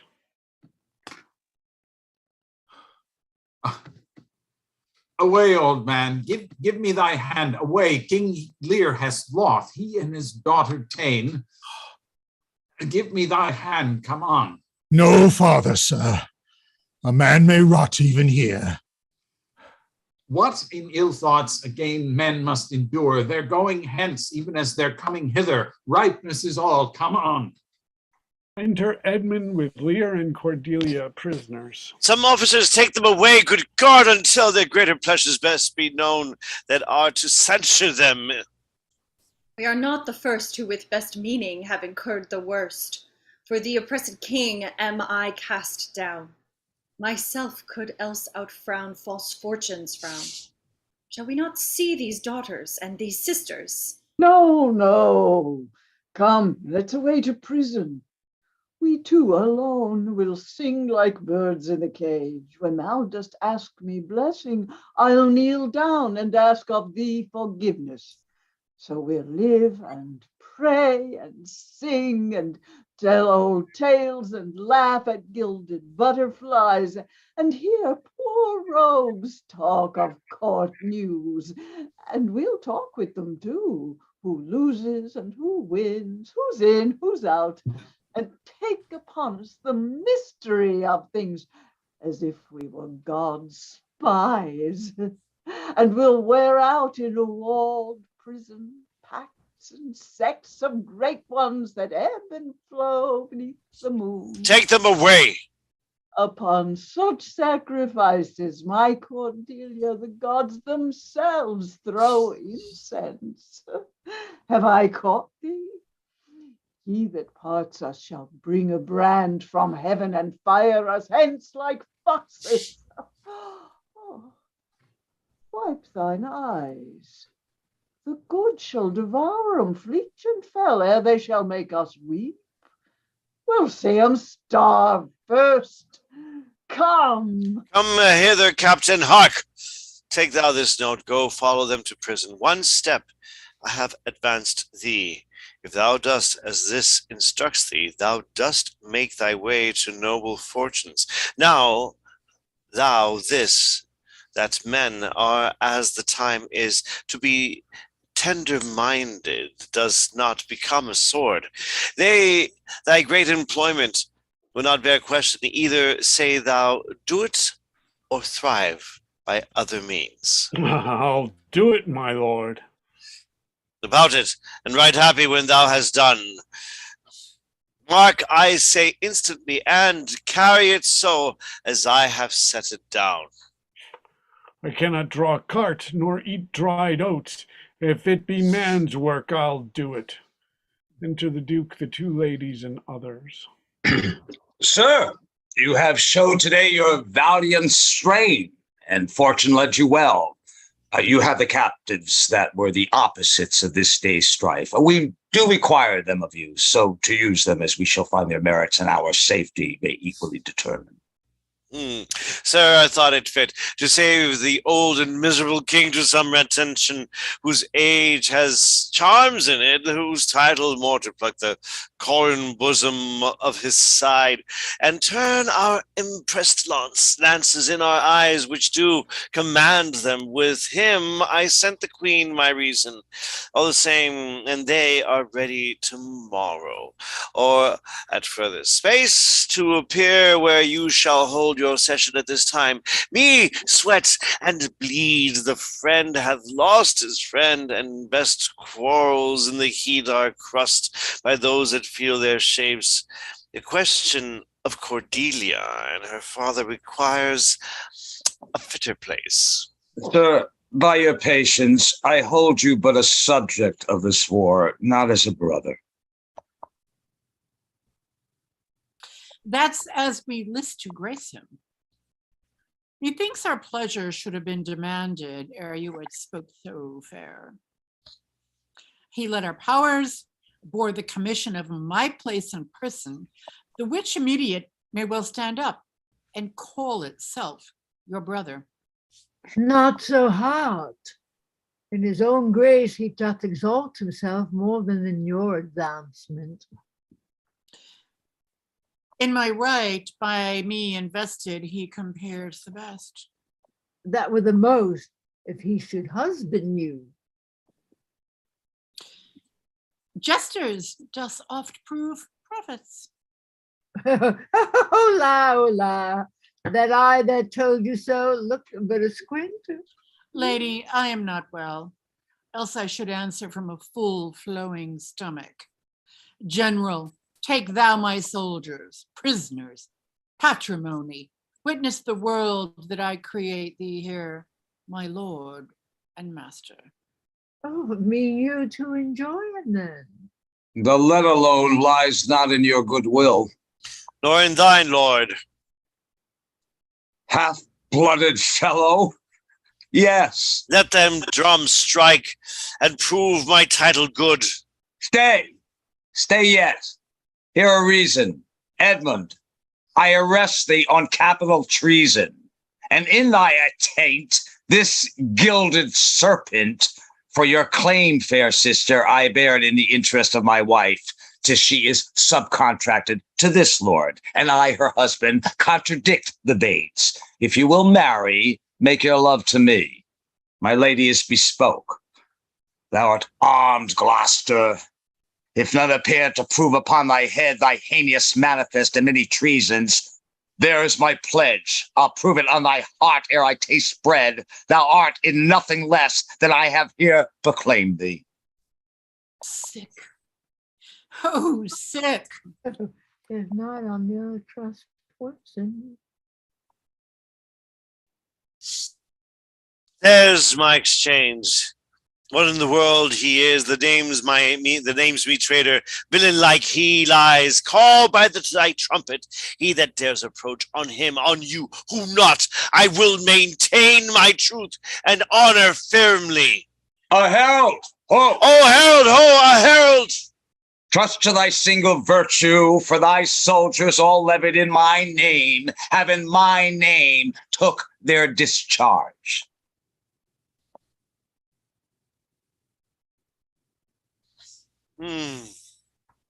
What's the matter, Regan? Regan, what's wrong? You sick? What is she's the not sickness well. grows on? Yeah, she's not well. Convey her to my tent. Sickness grows on her, yes. Yeah, she's not well. Convey her to my tent. Come, Heather, Harold. Let the trumpet sound and read out this. Sound trumpet. If any man of quality or degree in the host of the army will maintain upon Edmund, supposed Earl of Gloucester, that he's a manifold traitor, let him appear at the third sound of the trumpet. He is bold in his defense. Sound? Again? Ask him his purpose. Ask him his purpose, why he appears upon this call oath trumpet. What are you, your name and quality, and why you answer this present summons? No, my name is lost by treason's tooth, ere gnawn and canker bit. Yet are I moved where it is the adversary I come. Where is the adversary I come to cope with all? Which is that adversary? What's he that speaks for Edmund, Earl of Gloucester? Himself, what sayest thou to him? Draw thy sword. That if my speech offend a noble heart, thy arm may do thee justice. Here is mine. Behold, it is the privilege of my tongue, my oath and my profession. I protest, maugre thy strength, youth, place, and eminence. Despite thy victor sword and fire new fortune, thy valor and thy heart, thou art a traitor. False to thy gods, thy brother, and thy father. Conspicuous against this high illustrious prince, and from the extremest upward of thy head to the descent and dust beneath thy feet, a most toad-spotted traitor. Say thou no, this sword, this arm, and my best spirits, as best to prove upon thy heart whereto I speak. In wisdom I should ask thy name, but since thy in wisdom I should ask thy name, but since thy outside looks so fair and warlike, that thy being some say of breathing breathes. By right of knighthood, I disdain and spurn. Here do I toss those treasons to thy head, with the hell-hated lie o'erturned thy heart, which for they yet glance by and scarcely bruise. This sword of mine shall give them instant way, where they shall rest forever. Trumpets, speak! Save him! Save him! This is mere practice, Gloucester, by the law of arms. Thou art not bound to answer an unknown opposite. Thou art not vanquished, but counseled and beguiled. Stop your mouth, dame, or with this paper shall I stop it. Thou worse than anything, read thine own evil. Nay, no tearing, lady. I perceive you know it. Say if I do, the laws are mine, not thine. Who shall arraign? Most monstrous, knowest thou this paper? Ask me not what I know. Exit Goneril. Go after her. She's desperate. Governor. What you charged me with? What have I done, and more, much more? The time will bring it out. 'Tis past, and so am I. But what art thou that hast this fortune on me? If thou beest noble, I do forgive thee. Let's exchange charity. I am no less in blood than thou art, Edmund. If more, the more thou hast wronged me. My name is Edgar, and thy father's son. The gods are just, and of our pleasant virtues make instruments to scourge us. The dark and vicious place where he got cost him his eyes. Thou hast spoken truth.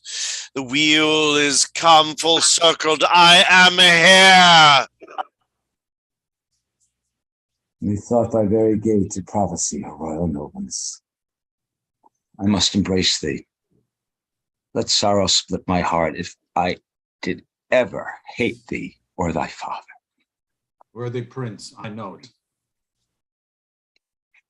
Where have you hid yourself? How have you known the miseries of your father? By nursing them, my lord. List a brief tale, and when 'tis told, oh, that my heart would burst, the bloody proclamation. To escape that followed me so near. Oh, our lives' sweetness, that with the pain of death would hourly die rather than die at once, taught me to shift into a madman's brags, to assume a semblance that very dogs disdained. And in this habit met I my father with his bleeding rings. The precious stones new lost became his guide. I led him, begged for him, saved him from despair. Never, O Father, revealed myself unto him, until some half hour passed, when I was armed. Not sure, though hoping of this good success, I asked his blessing. And from first to last told him my pilgrimage. But his flawed heart, alack, too weak, conflict to support, twixt two extremes of passion, joy, and grief, burst smilingly. This speech of yours has moved me, and shall perchance do good, but speak you on, you look as you had something more to say. If there be more woeful, hold it in, for I am almost ready to dissolve hearing of this. This would have seemed a period to such as love, not sorrow. But another, to amplify too much, would make much more in top extremity. Whilst I was big in clamor, came there in a man who, having seen me in my worst estate, shunned my abhorred society, but then, finding who 'twas that so endured, with his strong arms he fastened on my neck and bellowed out as he burst heaven, threw me on my father, told me the most piteous tale of Lear and him that ever ear received, which in recounting his grief grew puissant and the strings of life began to crack twice. Then the trumpets sounded, and there I left him, tranced. Who is this?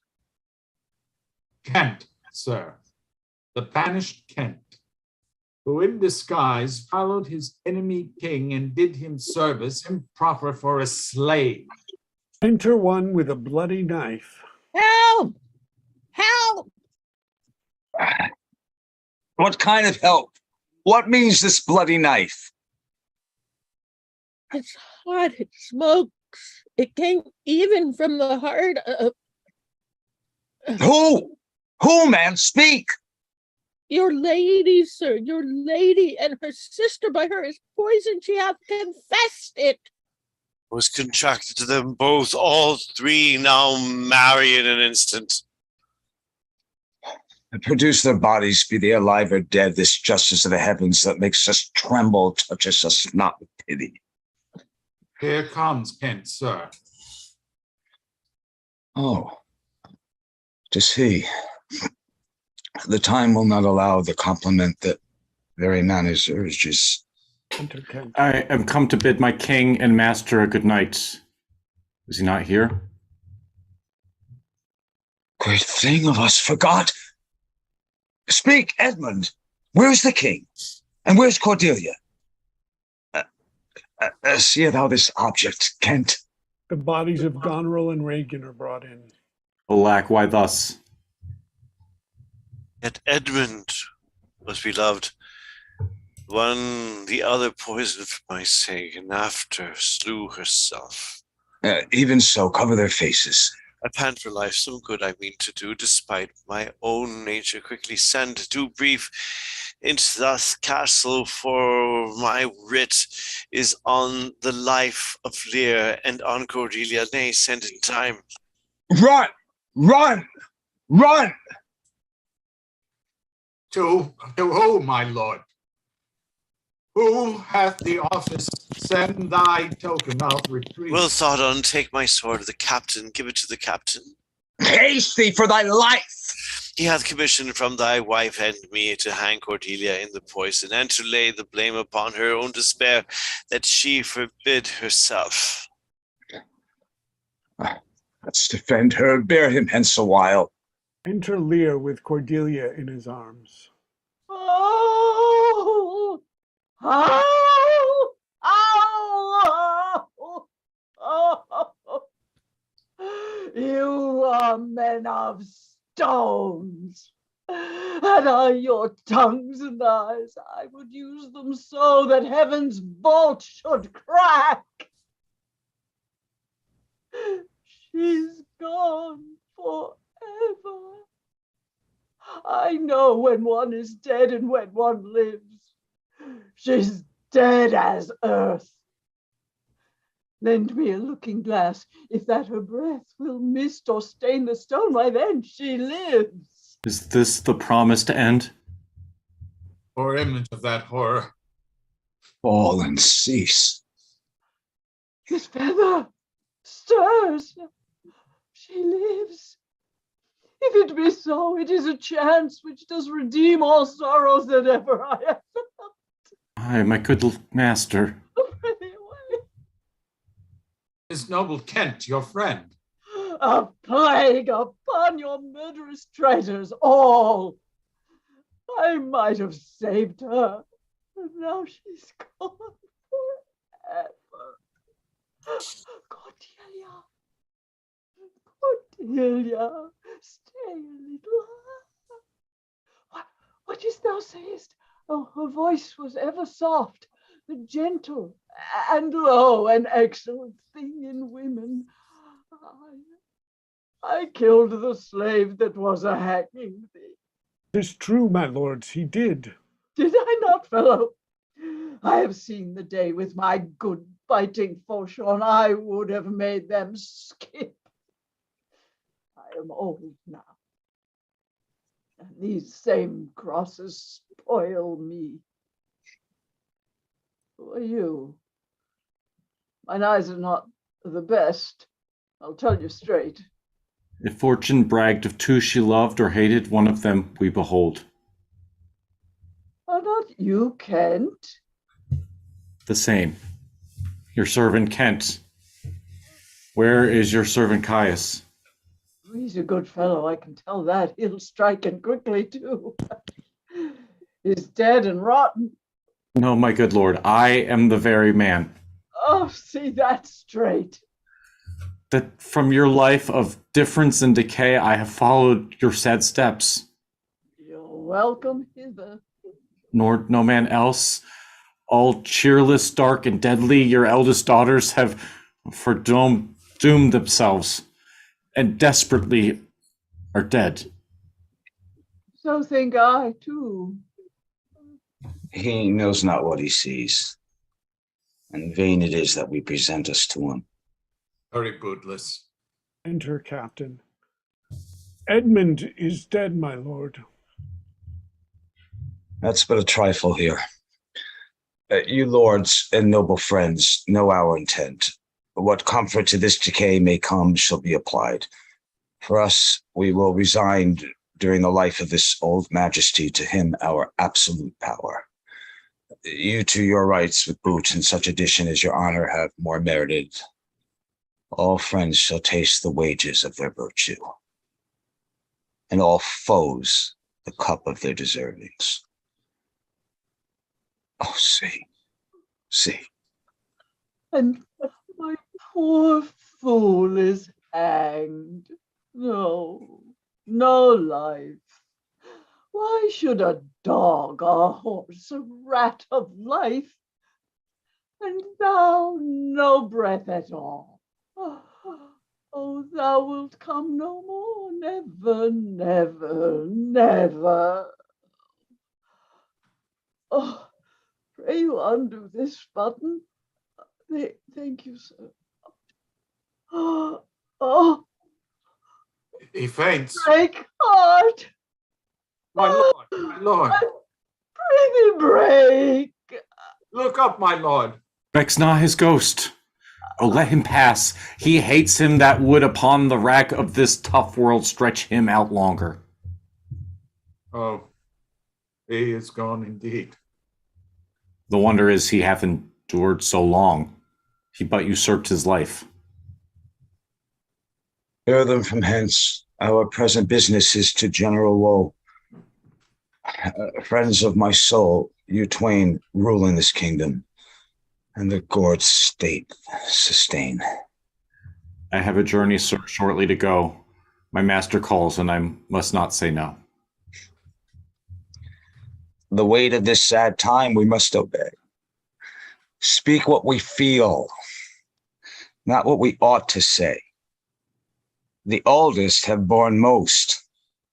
We that are young shall never see so much, nor live so long.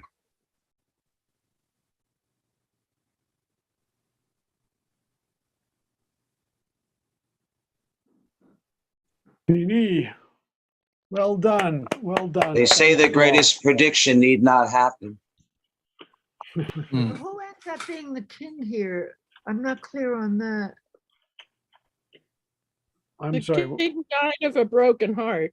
Well, but who ends up in the end ruling this land since everybody? What's the Actually, use? It was the Dark Edgar. Ages. It was a whole mess anyway. It was a terrible time to live in.